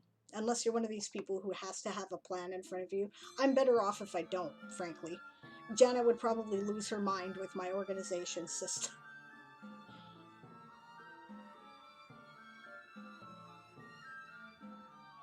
Lorraine says, I tend to go for cute bobs, which you have a very cute haircut. I was looking at that, right? And struggle to go my hair past my clavicle. Argan oil is the secret. This, as I've gotten older, my hair breaks more and more easily, but with argan oil, it doesn't. I apply it like after I wash my hair, right? Yeah, I actually do like special hair care stuff. So, yeah. Lorraine says, I've been using the Wii Fit for the first time in over a decade, and the board is too narrow for a push-up exercise. Bastards, eh? They don't make things that fit people. I don't, like, they, general. Okay, so we're going to look at a couple articles here before we do the next sprint. What time are we at? 3 o'clock. That's not bad, actually. Okay, we should be good to go. Where were we? First, we're going to look at the House of Whispers. So this was, I just started looking at this, and I'm like, no, we'll do it after the sprint. So the House of Whispers, also known as the Guild of Shadows, this is in Nova Aetus, which is Torrented Heroes' world, right, is an Eldavari Assassin's Guild working exclusively for the nation of the Eldavar Empire. Type Guild Assassins, alternative names, Guild of Shadows, Red Blades. We are the shadows is their motto. Cool. Structure. The organization of the House of Whispers is one of dangerous internal machinations that makes it hard for even veteran members to truly comprehend. According to those who understand, the structure begins with the youngest members who are brought into the organization when they are children. You are not awarded a name, but rather a title on what you wish to do within the organization. Example, a seamstress, an archivist, a tailor, etc. Once awarded a title, you enter what many call the Great Game, where you may be seemingly randomly pulled from your position and moved up or down depending on your actions. Very interesting. I am reminded of the tests in the that Arya Stark had to do in Bravos. That's very cool, right? All actions are supposedly watched from in the Great Game and are used to rank you depending on whether or not they are beneficial or not. This is to ensure, that's a bit redundant just for, if you're interested in grammar, or whether or not they are beneficial, or on whether they are beneficial or not, right? This is to ensure loyalty and to ensure that all are treated with the same fairness, as all instructions come from the mysterious leadership known only as the Opulence. Ooh, intriguing. I like the name. I am interested. Eventually, if you complete the unknown tasks, you will be asked to become an assassin, undergoing the assassin training and joining into the ranks of those who kill. That is not a complete sentence, just for the record. Um, uh, you probably want to join these two sentences here, even though it makes a long sentence. You'll be asked to become an assassin, comma, undergoing the assassin training, comma, and joining into the ranks of those who kill. You don't need the second comma if you're not into Oxford commas. Okay, right. All assassins have a book of death with which they mark the deaths of those whom is actually the right term there. Yeah. Um, sorry. Ignore me if you're not interested in my grammar stuff. I just, okay. Of whom they kill, how and on which date, at which time. So they keep a book. That's interesting. That's cool. I have a similar idea in Weird West, where gunslingers keep a record of the people they have killed in what they call their dead book, right? For which they will have to make accounting when they get to the afterlife, right? No book has ever been lost due to the fact that if a member is killed in action, the runes within the book ignite, while also copying the notes into the grand tome of history, ensuring all notes remain secret. But what if somebody is captured but they're not killed? Like, what if, someone's like, all right, you're one of these assassins and we're going to question you, so we're going to lock you up in the dungeon, right? What happens to their book then? Right? I'm not objecting to the book idea, right? I think it's cool. I really like it. That gives it some unique flavor. But you should think about what happens should they become captured, right? Do they have some way of concealing the book, right? Do the runes look like something else, right? Do the assassins have a means of killing themselves if they happen to be taken prisoner, right? These are all different solutions to the problem. Yeah. Oh, I have a new follow. Hello, Tenchi Sawada? Sawada? I don't know, Sawada, I think, right? Yeah.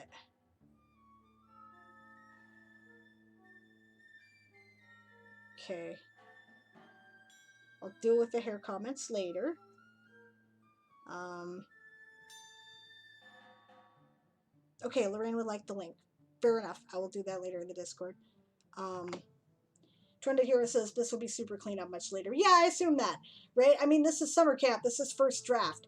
I'm not going over this to criticize or make you feel badly, right? I am doing it because, uh, just things that you may not have noticed in your first draft. It's always important to have somebody else read your work, right? And edit, because then they may catch things that you didn't, right? So that's my purpose for this. I'm not at all a critique. Actually, I think the idea is pretty damn cool. Potentially they suicide or they activate the runes. Okay, cool. That makes sense. Yeah, activate the runes. That's a good idea because then, right, the book is destroyed. Except that would that be evidence of their complicity in the crime, right? So I suppose their first defense might be to activate the runes, right? Since you're willing to go suicide anyway, right? And then, failing that, like if that catches them red-handed, or if they, get noticed so that those in the know go, hey, that's a, spontaneously combusting book. You're one of the House of Whispers, right? Then they may off themselves, which makes sense, right? Thank you for the comment there, Tenchi. Um, eSonger says, I have Google Doc of feedback from streamers that I will polish when I have the time. Yeah, it would make sense to suicide since their identity is to remain secret. Exactly. So, yeah, but I imagine they don't want to. I mean, training assassins is expensive too, right? You don't want to just, their lives are not cheap.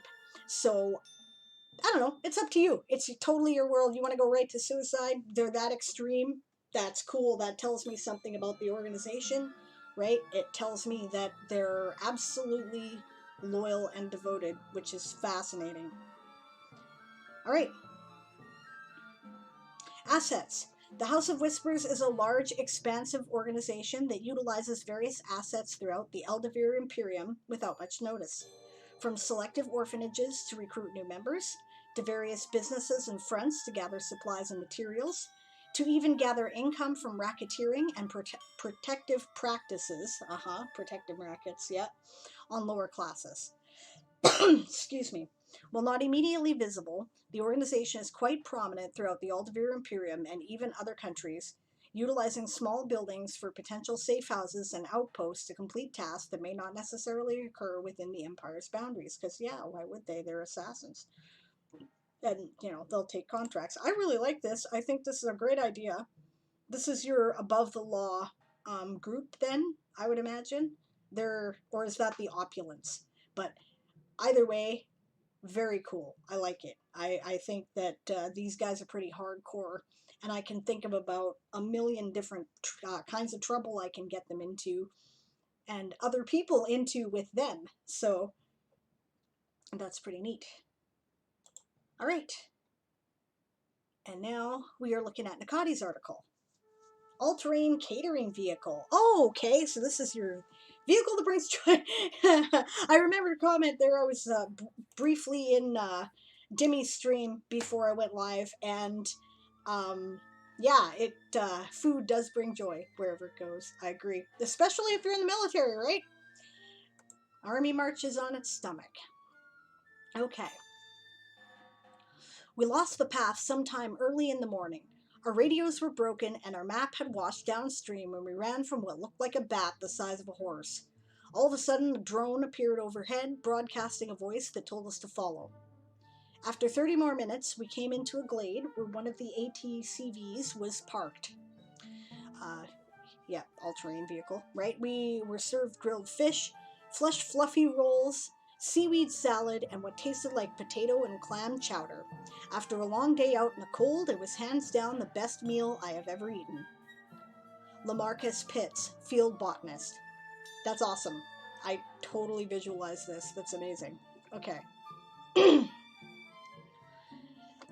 All-terrain catering vehicles, ATCVs, were used by the Department of Culinary Arts in the first decades after landing on Deseret. Oh wow! So it's not a military thing. It's something that the culinary union or organization, professional organization, took upon themselves. That's unique. I approve. ATCVs were important tools in providing meals to research and working parties out in the field, as well as searching for native ingredients that were edible for humans and livestock. That's very cool. That's kind of like in the spirit of how a lot of Chinese restaurants got started in North America, right? Because uh, you know Chinese people coming here looking to make a living, right? They would, cook and bring bagged lunches to people working on the railroad and stuff like that. So go to where they were, even though it was kind of extreme at the time, right? Like the natural terrain of a good deal of the interior British Columbia, for example, is brambles. So it's not like it was simple in a lot of places. It's great. Okay, anywhere the colonists went, the ATCBs went with them, quickly becoming a part of popular culture. The chefs that crew the ATCBs were highly skilled botanists, biologists, and geologists in their own right. That makes perfect sense. You gotta know what you're eating if you're gonna eat it, right? Feverishly searching for new edible ingredients. Some crews focused on testing soil chemistry, others for good locations to develop desert-ready terroir. Cool, right? Others would hunt and butcher native animals, testing for toxicity and taste. ATCV crews, however, were first and foremost chefs. During the recruiting phase for the Deseret colonial expedition, no one knew what cuisine would best suit the needs of the colonists and the environmental limitations of their new home. Each chef that was selected was meant to be guardians of cooking techniques and recipes from different cultures and nations from old Earth. They're making me hungry, okay? I want to go there and eat their stuff. I have a strong interest in food, especially food from other cultures. I am always eager to try something new. This sounds like my idea of paradise. I would be twice as wide. It's great. Okay, this is where Deseret cuisine is going to be made. This is where the culinary traditions we envision for ourselves either take root or die. Helena Brundeo, pâtissier attached to ATCV to the Wild Table. That's awesome. I hope I pronounced that right. I don't know what a pâtissier is. So, and if it's pâtissier, I don't know either because, like I said, I'm Canadian. I see IER, and that's pronounced A in my mind. So, holiday traditions. Unfortunately for colonists, working in the field could mean missing out on many of the holiday traditions that were created in the first years on planet. Deseret is colder than Earth, and records indicate that the winter of 1DE was particularly harsh.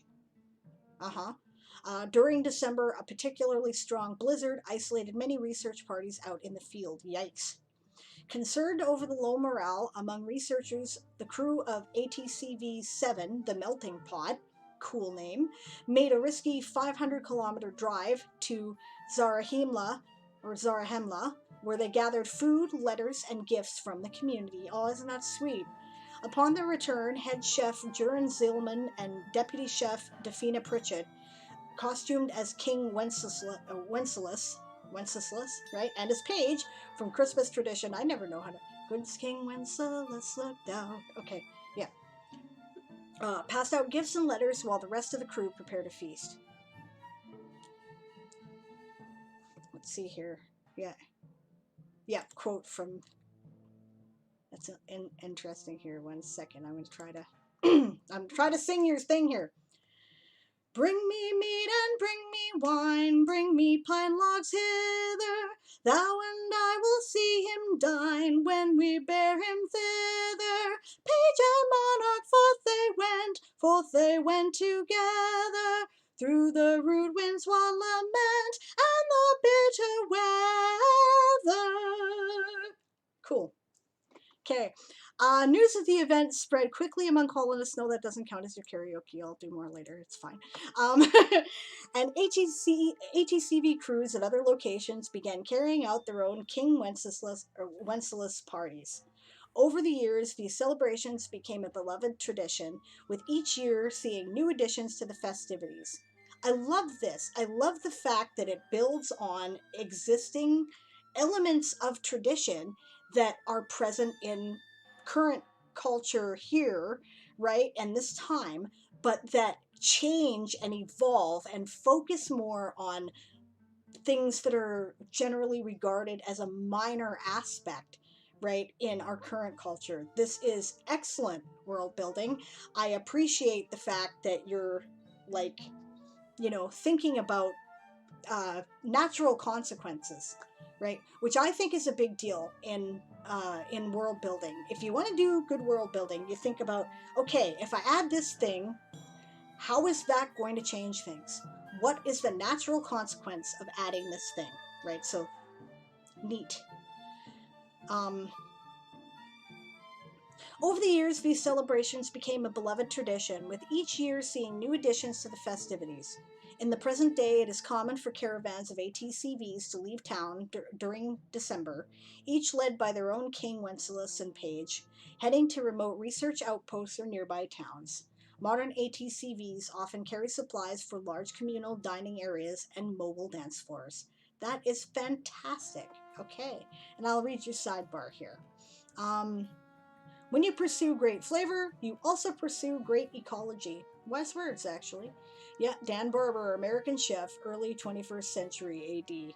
He's right. We cannot eat things that do not exist in our environment, right?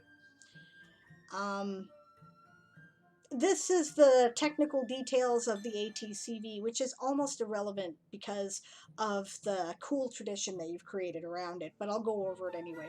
Speed, top speed of 130 kilometers per hour, average speed of 90 kilometers per hour, complement crew 10. That's an important piece of information because now you know what your staff is like, right?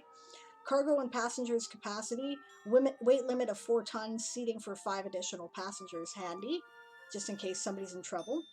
Power generation, hydrogen cells, wind turbines, and solar panels. Clever. Neat.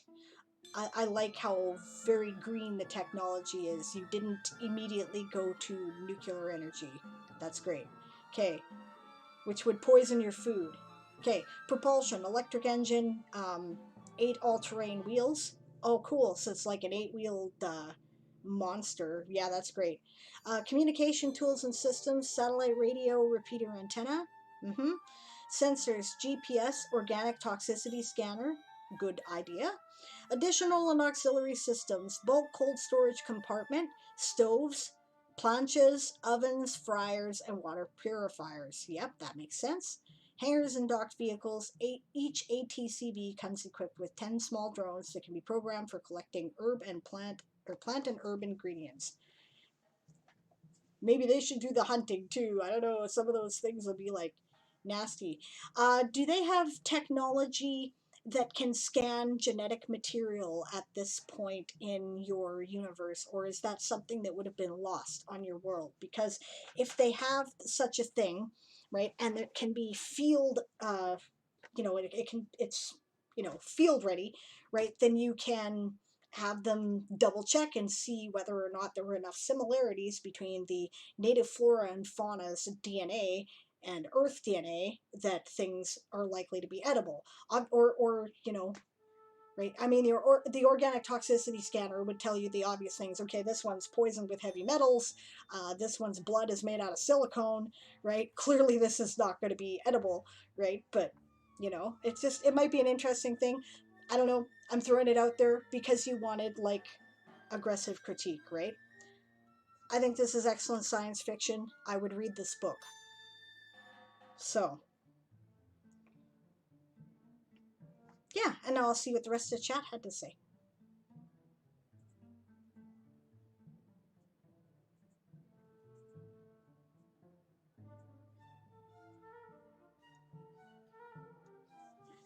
Okay, so referring to his article earlier, True Undead Hero says that these guys are, as Nobles put it, the shadowy hand wrapped around the throat of the Empire. Ooh, sinister. I like it.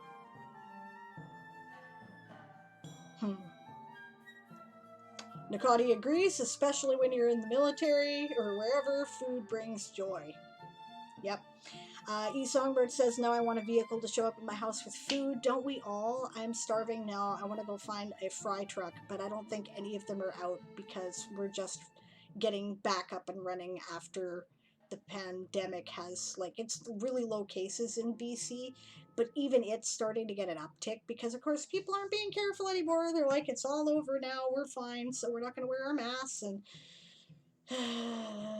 anyway, okay. Yeah, I wanna go find one of those fry trucks and get a hot dog or a bunch of fries and cover in gravy, and yeah, I'm hungry. Maybe poutine. Yeah. if I could eat poutine in a food truck, right? Nakati says, yeah, it's the pastry chef. It's a term from French kitchens. Okay, so I was right then. Cool. Wenceslas. Yes. I know, I have a list, but I have trouble with that. I'm sorry. Yeah. E Songbird says that needs to be a highlight. I hope somebody clicked it. I'll remember. Let's see, I'll try to remember where it is. I'm like about 2 hours, 10 minutes in. Okay, I'll look for it. I'll try to save it as a highlight. What are we talking about in terms of the highlight? I want a food truck now. you know? Gallandan says, are we doing article reviews? I did not set out to do article reviews today. I think a lot of people are doing that, right? But this is also, I do writing sprints and I answer writing questions. So if people are, wanting us to have a quick look at something, I can probably do a few, but I probably won't schedule more than maybe one more at the most. And I don't promise I'm going to get it in at this point because I only have about 40 minutes left of the stream. So Scrabinacati says he has his own episode on Chef's Table on Netflix.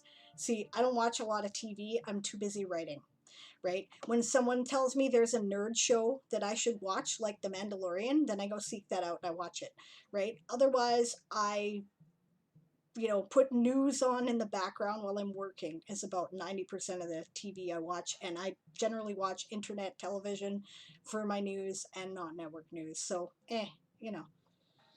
I love his cooking philosophy. Oh, sorry, what's the question? I had a sound drown you out.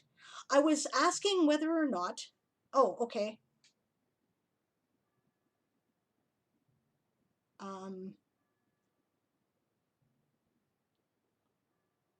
Yeah, okay. I was asking whether or not they had the technology to scan their genetic material as well as their toxicity, right? Now, I don't know what what did you call it here? The organic toxicity scanner. I don't know what it can detect and what it can't, right? So I think of it by the name as something that looks for toxic chemicals in particular. So it would tell you, like, heavy metal poisoning or if the thing's blood is made of silicone or something like that, but it may not tell you if their proteins are compatible with yours. I don't know, right? So but I could be wrong. Maybe I'm making assumptions. Yes, one of the things I mentioned in my effect from a medicine or drug article, okay, cool, this is Nakati again, right, is a lot of animal life on Deseret has prions. Prions? I've only ever seen it in print. I've never heard anyone use it in conversation, so, right, because mad cow's disease, naturally in their system like a poison dart frogs. Yeah, fair enough. That makes sense. Okay. Lorena Lay says, just learned of Louis Riel while chatting with one of her players who's from Manitoba, and was like, Northwest Rebellion? What's that? Until I read the wiki, and then he went, oh, Saskatoon, yeah, that was his second rebellion. Yes, it was. It's a big deal. So it was a big concern for the original colonists, says Nakati, talking about that. Nakati says, I need to read about it now, Lorraine. It's a very lispy name. Yeah, lispy name. Yeah. Thank you. Yeah. Yeah. Wenceslas? Yeah.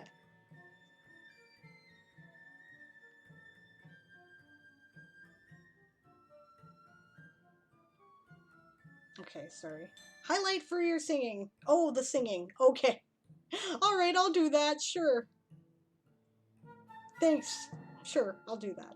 Yeah, Nakati says, thanks, Lorraine. I have an approximate knowledge of many things, but I do not know squat about Canadian history. Nobody who is not Canadian knows squat about Canadian history. It's okay. You're not alone. Most of the world does not know.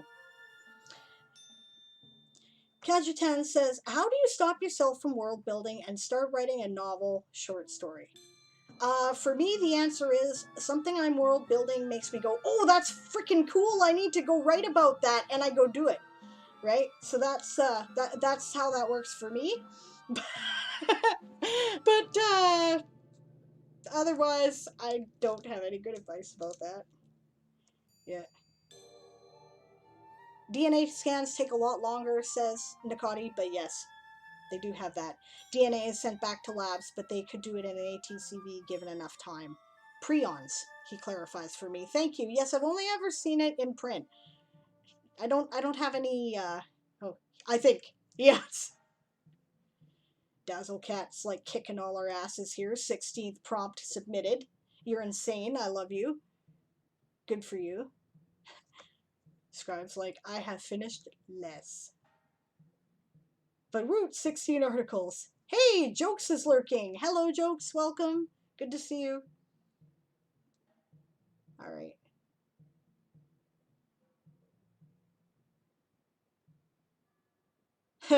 Nicoti says, I know that Chileans are the Canadians of South America. They say po after sentences like Canadians say a. And he spelled it right, too. Kahuna just finished his 17th. Yeah, a means a lot of things in Canada. It's a jibe, a question. Yeah, good for you, Kahuna. Just finished your 17th prompt. You're insane. You're insane. He doesn't skimp on the word count either. He's insane. I admire you and I hate you. I'm just saying. You're awesome. Okay. But yeah, A means a lot of different things in Canada. How you doing, eh? Oh, gee, you kind of screwed that up, eh? Hey, what are you doing? Um, you know, there's lots of different meanings. Anyway. Lorraine says my version of A is, Yeah. Mine too. Dazzlecat's like, mine are all rough, raw with no pics, links, etc. It'll all be part of my mass editing days, and you're smarter than me, and that's what I need to frickin' do. Kuna. Been productive today, eh? Not really. Well, some. You have been. I have not been. Not as much. Okay. I think we're caught up with that. We've done the articles. It's 3:30. Shall we do another sprint? How long do you guys want to go for? The question is whether or not you want to overlap a little time or not. Not lots, because I don't want to cut in anybody's stream schedule, right? Zog's on after us, right? So overlap is okay? Okay, I wouldn't do it for more than a couple minutes. So the question is, do you want to sprint for 15 minutes, 20 minutes, 25 minutes, right? Or 30, right? And that will determine whether we are going to finish on time or overlap by about 5 or 10 minutes. 15 or 20, 25 to 30. Okay?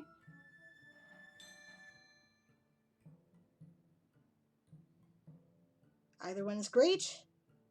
We're decided? Alright. I think so we don't take up too much of Zog's time. Let's do 25 minutes. Okay, and I will put on some better music here for this. Let's see. I don't know. Hey, I know. Wait a minute. All options are chosen, therefore there's complete agreement. That's hilarious. Okay.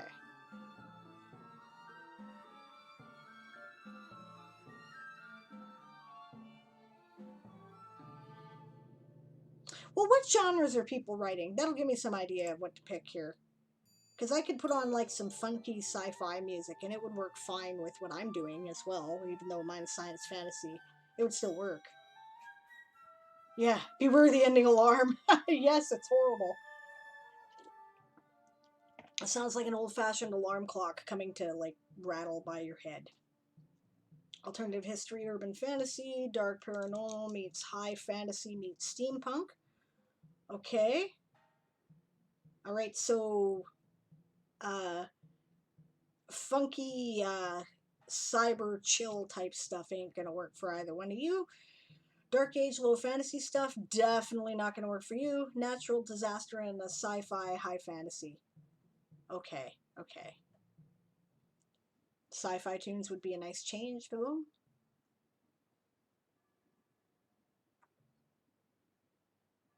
Wish I had some jazz or something, you know? That'd be good for everybody. Ragtime. I don't know.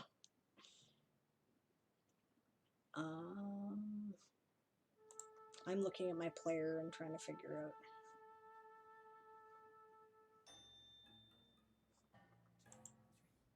Jazz would be good. I know, jazz is good for everything, isn't it?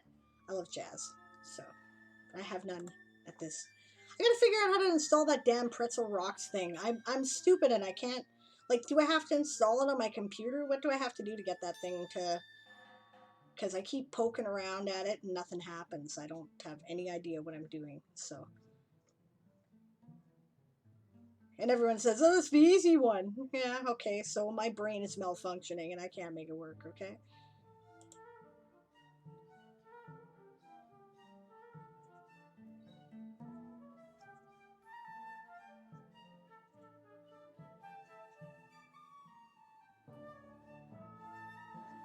Hmm. I didn't realize I was going to take so long to select the music. So.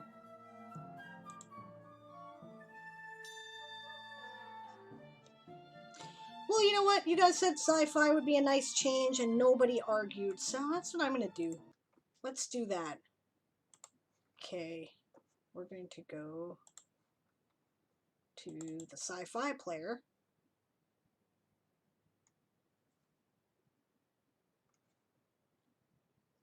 We're not going to go to abandoned space station. That's creepy.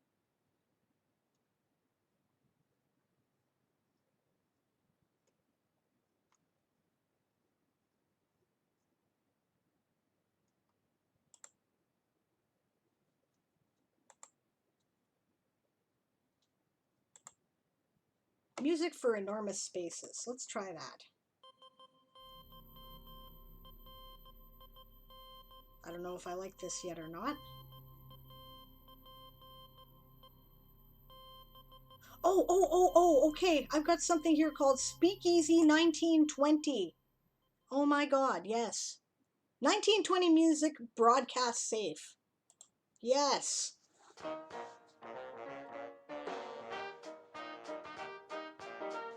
I like it. I think we need to turn it down a little bit though.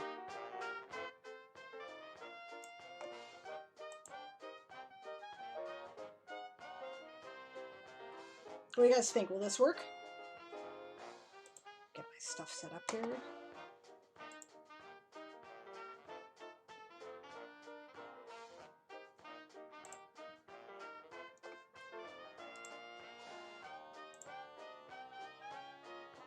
All right, we're on. All right, so 25 minutes. That will take us to 4 o'clock by my clock. Let's see here. Clear. Clear! Clear, clear, clear. You're not clearing. Fine. You may reload.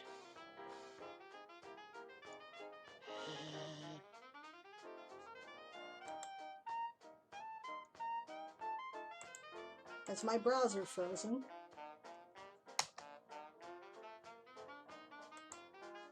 Well, I don't blame it.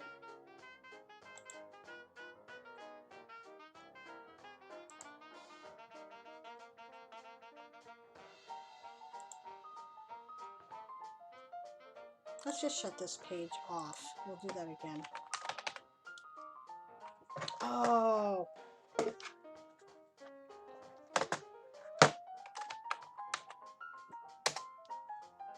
Sometimes my computer is stupid and, well, my keyboard isn't, it's a wireless and it loses signal or something. Okay, 25, there. All right, and let's go.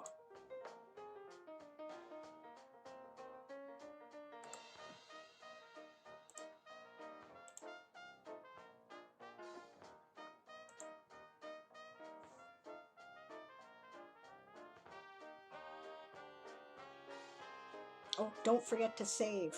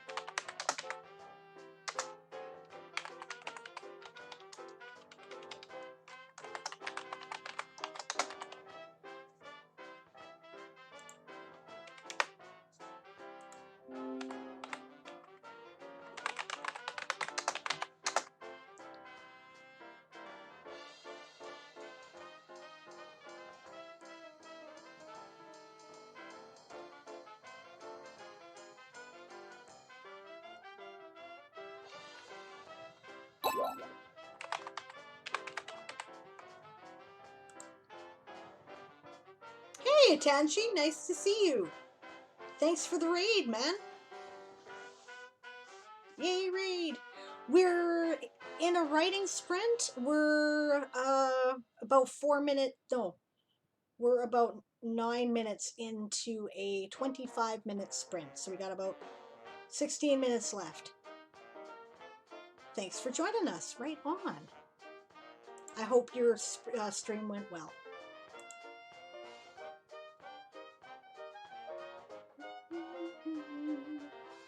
I need a mental break. Yeah, check out Atanshi's channel if you're into writing, by the way. He is, he'll stream for like 6 hours writing, like, constantly. He's, like, insane. It's amazing. Struggling with CSP. I don't know what CSP stands for. I'm sorry.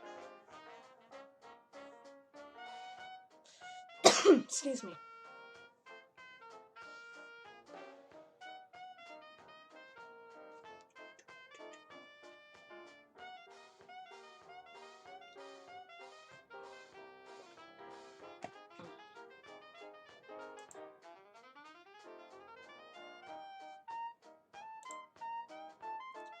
Clip Studio Paint. Trying to figure out how to convert your notes into a wet comic. Kahuna says I tend to have CRS. Can't remember shit. Me too. I understand that gets worse as we get older.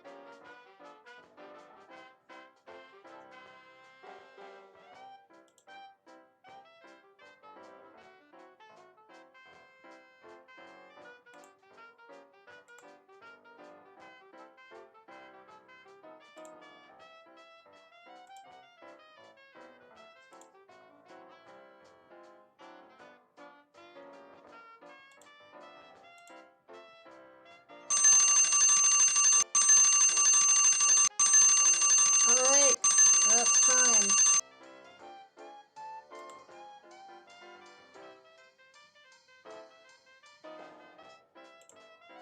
All right, so how'd you guys do? I'm not sure how I did here, and my silliness did not change over my world before I started working on this. So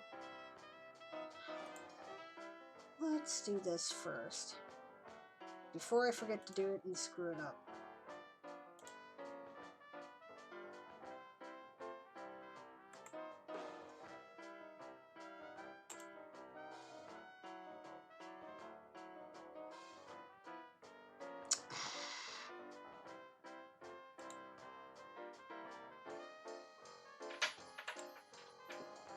I see my kitty would like to go out.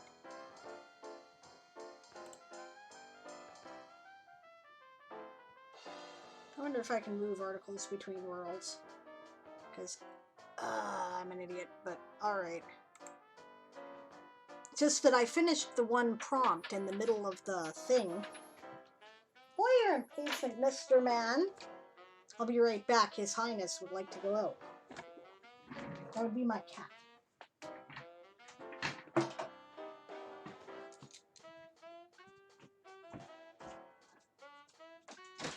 Wait 2 minutes, could ya? No. Alright. Anyway,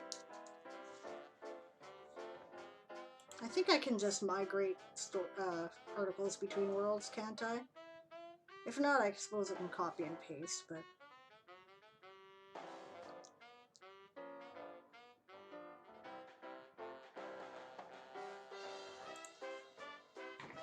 Yes, I can move an article to another world. Okay, cool. On the article page, there's a sidebar.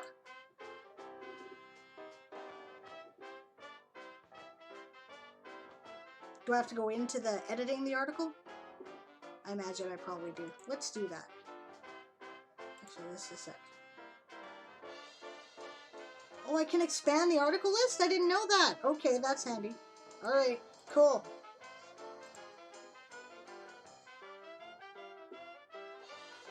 Additional actions. Right, that's where it is, isn't it? Move article to Weird West. Yes. Yes.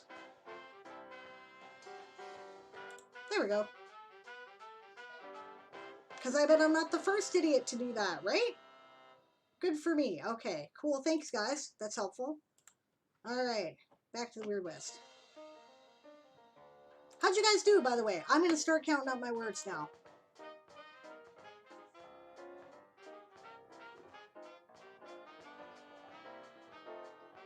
I don't have a lot in here, I don't think. I didn't do that well on the sprint because I had to change halfway through what I was doing. So, that's alright.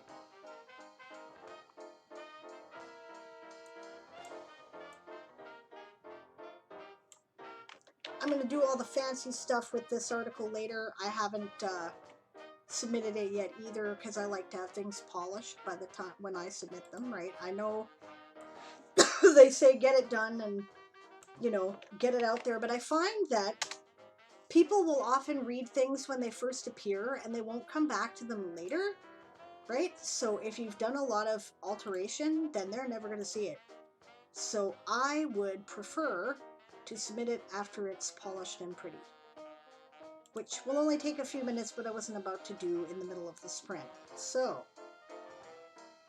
I'll show it to you what I got so far without, you know, the polishing when I'm done here, if you like.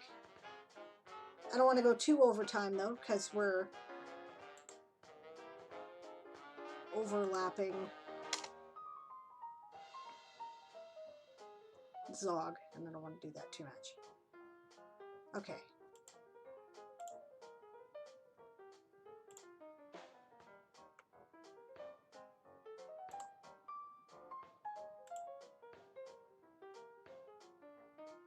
Alright, so my common symbol in my world is holy ammunition.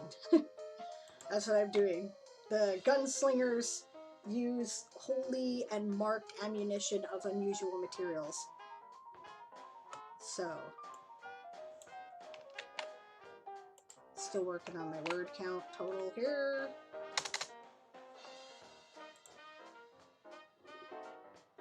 The reason why I didn't fill any of that in is because it's like basically comes in any variety of ammo that can be fired from a personal firearm. So I wanted to look up, I mean, you know, I could say 22 caliber to, you know, 5 point, you know, can't remember anything today, right? Was it NATO rounds? Why can I not remember caliber today? You know what I mean? Like, I could do that, but yeah.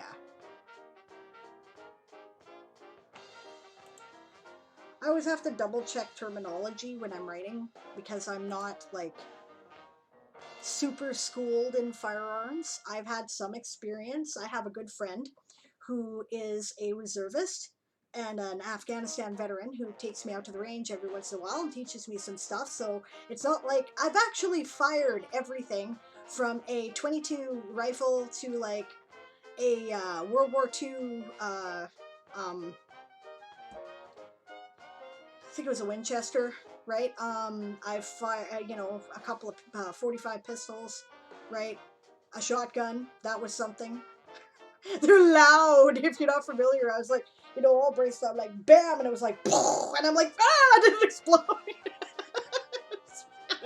I'm sure that the gun people here are laughing at me, but it was the first time I'd done it, so it was quite an experience if you haven't done it, right? Like, so I've fired a lot of different, and I even fired some submachine guns. I won't be able to do that anymore in Canada, right? And that's unfortunate because it was fun. But on the other hand,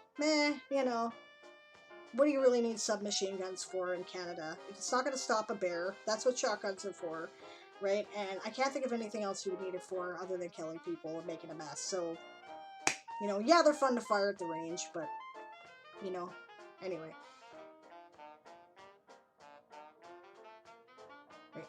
But, I didn't grow up around them, right? So I actually have to read things, right? I'm working on getting my FAC because I want to go and do some hunting this fall.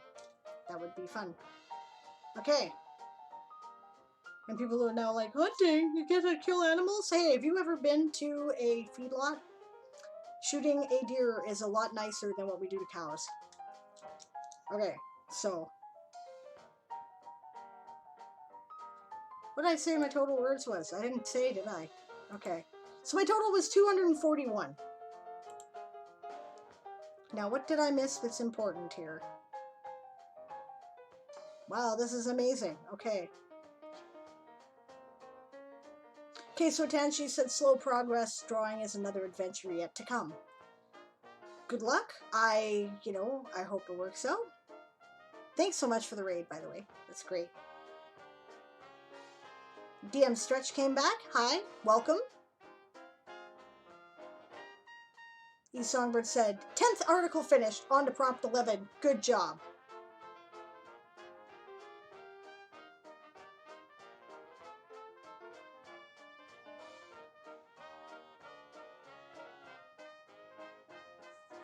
Lorraine was explaining why we are, losing our minds as we get older. It's because your brain can only hold so much in active memory that it sometimes drops other important things down a rabbit hole, and the rabbit holes get larger as you age. And that's why you remember writing TV trivia about a TV show that's been off the air for 20 years but can't recall the name of the person you're eating lunch with.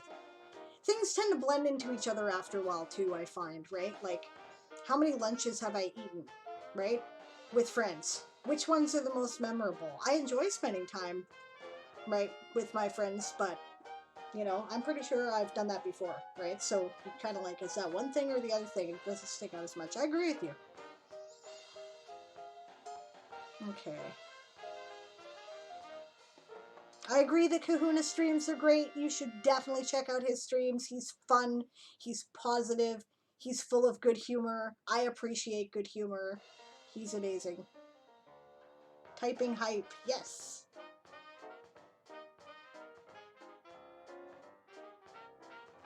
Yeah. Guys gifting each other subscriptions. That is really cool, by the way. I really appreciate the way you guys are, getting involved, contributing to the community, bolstering each other, supporting the channel. That's helpful, and thank you. Like, really, you guys are just amazing, and just amazing people, and I'm glad to have you with me.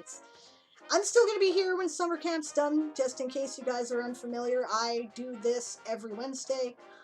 Normally I work on my manuscript, but I can also do world building, and then on Sundays I save Sable's World Forge for world building specifically, right? So that's what I try to do to divide them normally, but summer camp and Camp Nano are all a little overwhelming, so I kind of got to do it all at once, right?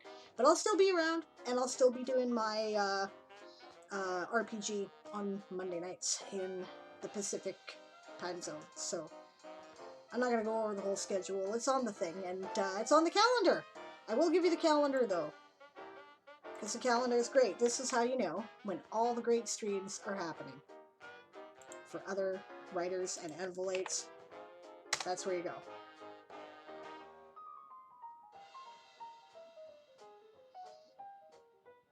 Yeah, I am not going to catch all the streams either. I have tried to catch everybody's at least once, right? Because I kind of want to know who you are and what you're doing. Now, if you're an Anvilite streamer or you're part of the Twitch Writers Network, I will almost certainly follow you, right?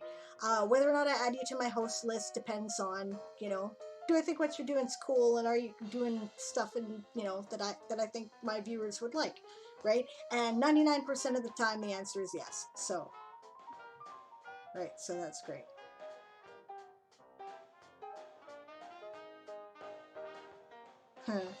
Zog's doing a Descent into Madness on Friday, and Danny will be on it, so that's cool. Yeah, Zog Mad Dog, who we're going to raid after this, right? He is doing a 24-hour stream. I guess it's on Friday to celebrate. What was it? Reaching affiliate? Yeah, right. So check it out. I'm definitely gonna check it out.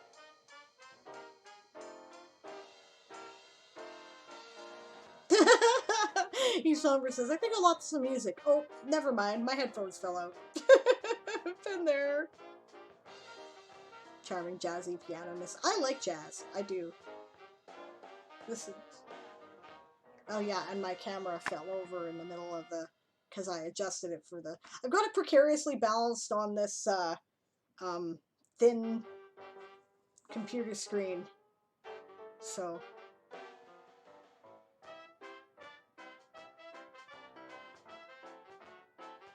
Yeah, he's doing he's doing on the last day of summer camp. Okay, well if he's doing on the last day of summer camp, he's not doing it till, what is this? This is July, so the 31st, I guess, right? Yeah, because otherwise I would be going, ah! Then it's Friday, because no. I am not going to be done.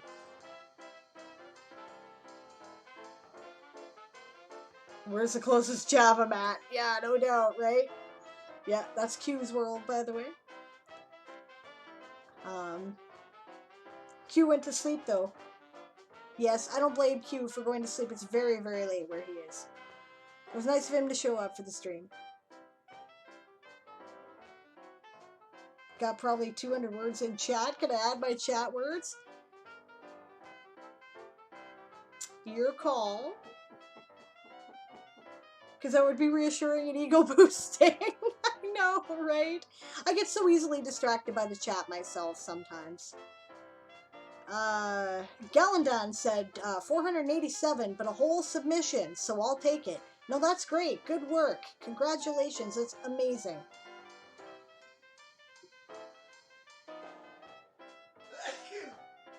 Okay, then everyone is trying to help me out to send the article to a different world, so thank you for that. I found it, and you guys were helpful.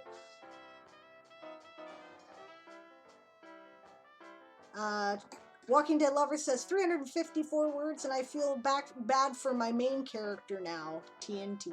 Aww. Yes. We're so mean to our main characters, aren't we? My main characters? I once wrote a metafiction where one of my main characters made it into this world and found my ass. And put a knife to my throat. Anyway, yeah.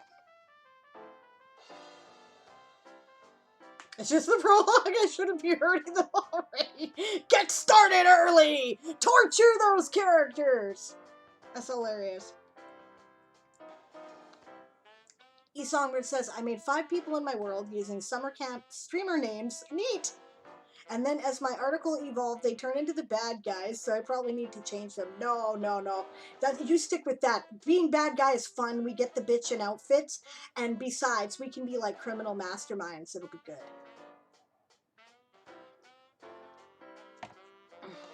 I like playing the bad guy. I got to be the murderess at How to Host a Murder once. It was fantastic fun.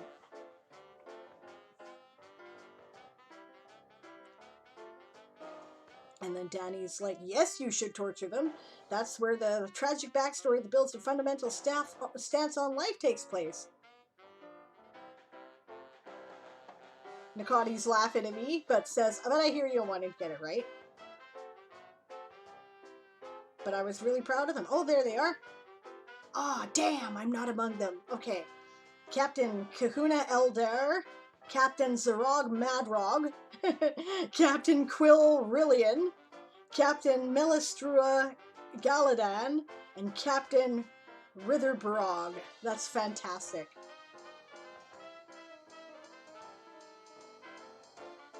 Yeah, DM Stretch is like, hey, if any of the bad guys are me, I'm fine with that.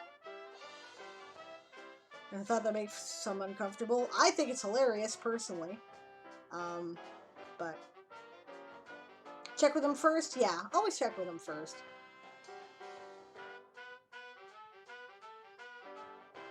I used to throw people out of doors years ago, been called far worse. Ah, here's somebody who worked as a bouncer or security. Mm-hmm. You have heard every insult in the book. You know what? The only one that I know where you hear more of them is if you are a graveyard shift dispatcher. Okay. Maybe. I don't know. Actually, that'd be hard competition there. Drunk people are assholes. Okay? Just saying. Often. Nicoti wants to know, if I were a character in a Spanish soap opera, what would my name be? I have never seen a Spanish soap opera, so I have no idea. Are they like elaborate and like insane with a bunch of opulence and money and craziness with people constantly getting amnesia and then rediscovering their brains, like, you know, the soap operas that I have seen? Or are they like totally different? Because I would have to know more about that to know where I would fit within that. So, although perhaps Sable Aradia isn't a bad name for a Spanish soap opera, just as it is, eh? Okay.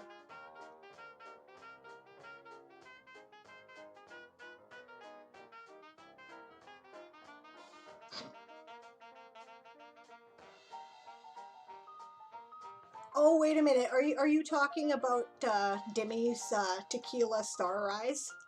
Yeah, that okay. He decided to name a bunch of the major characters for Inner Sanctum members, and he's got like this little blurb that he started, right? That has Sable the Iradian on it. And last I checked it, which was last night, all it said was personal history, long and full of turmoil. So I quoted that to the chat today and tagged him and said, "How did you know?"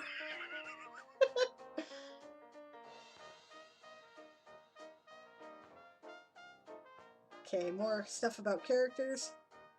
Danny says, that's why my articles are taking so long. I don't want to leave them as stubs, but rather flesh them out because I need the references. Oh my god, are we 20 minutes over? I have got to get on with this.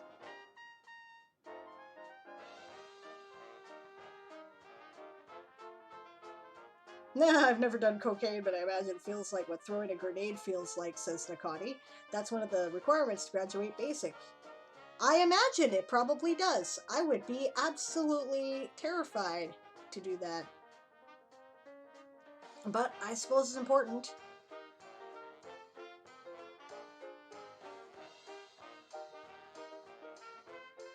Okay, I gotta get on with this. I'm like 20 minutes over. I'm like taking up Zog's time. That's not good. Glad you liked that one, Danny. They always have the cooler fashion sense, though, the bad guys, don't they? Oh, there's a pirate ship that's named the Lyra Allay. That's brilliant. You have me in the world too? That's cool.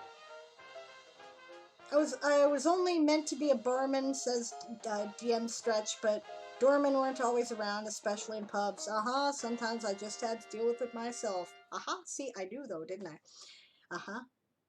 You know why? Because we would have talked to each other a lot if we'd been working in the same town. You would have been calling me and you'd been like, why haven't you come to pick up this asshole yet?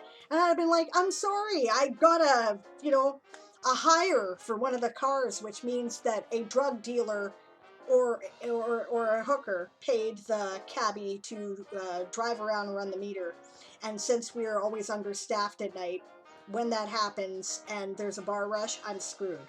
Right? So that's anyway, yeah, I know.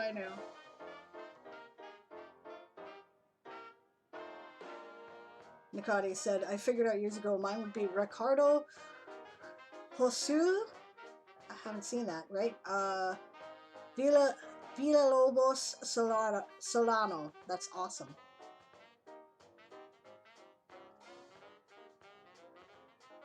I am the first safe house in the undercurrent. Okay. TM Stretch says, I'm gonna have to make up a cocktail and call it the Star Rise now. Well, that's the name of this world and this campaign, Tequila Star Rise, right? And they run that on a regular stream on the World Advil channel. So, and it's fun. It's fun to listen to.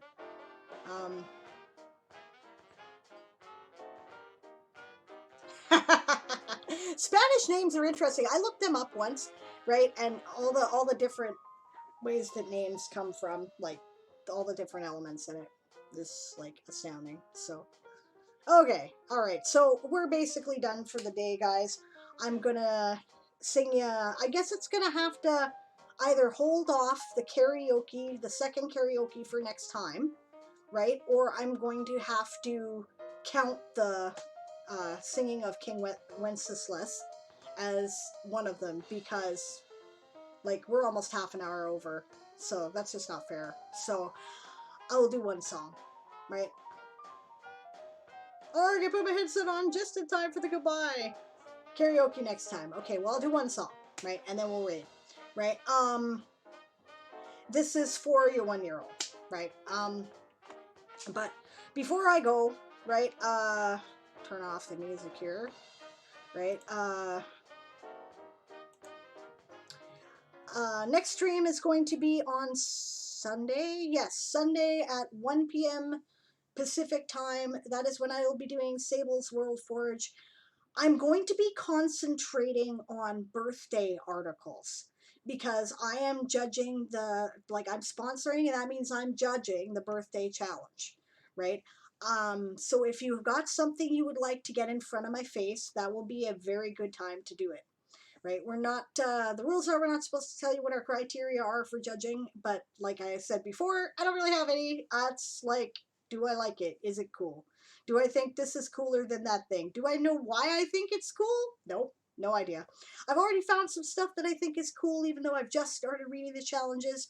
I am putting them, like, okay, it's not a short list, it's not meant to be any indication of the final results, but I'm putting up stuff that I think is interesting, that I think people might want to read, right, on my personal summer camp pages. I will give you one of them as soon as I find it. There's one. Okay, so this is my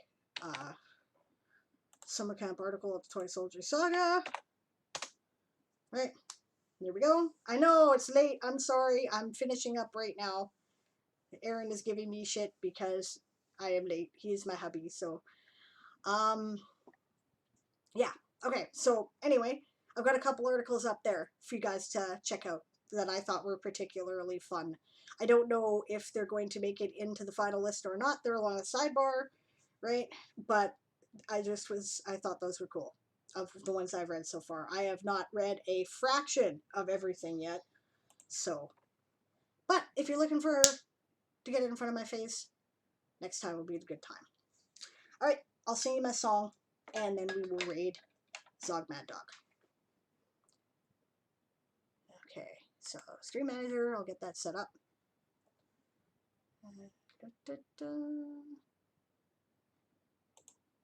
Channel.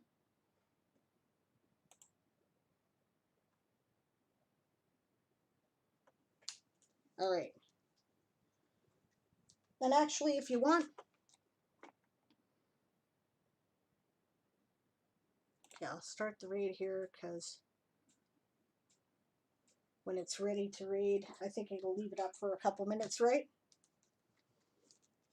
Okay.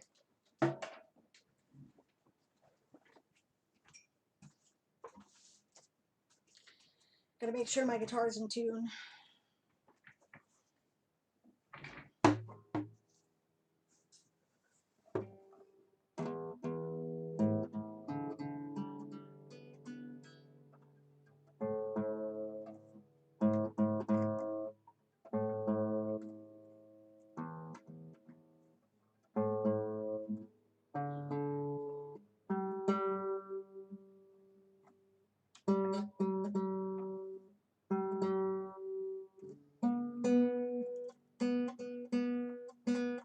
been a while. You see, it's dusty, eh?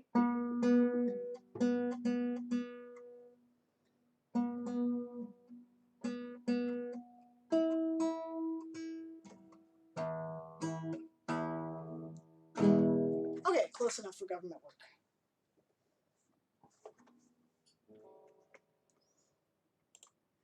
All right. So this is called Catch a Falling Star.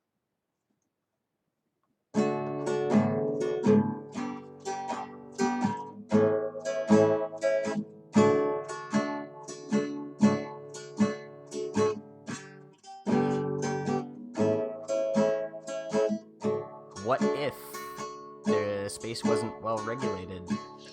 Oh, Sable Radio's rating us now. Hello, Raiders. But a wisp of cloudy Light up the forge. creeps from Ganbatte to you all as well. Hello, so happy to see you all. We just finished up a sprint. We're gonna probably do a couple more, and then maybe we'll do some submissions if anybody feels like submitting any. I have the new point system, so don't be afraid to use them. Hopefully things aren't too expensive. Try to make them all pretty cheap so we just getting the emotes really quick. Oh, my stream's off? Oh! Iron within, iron without. Sorry, guys. Hello, everybody. Have a good Hello. night. And of course, buffering starts now. Do you hate that?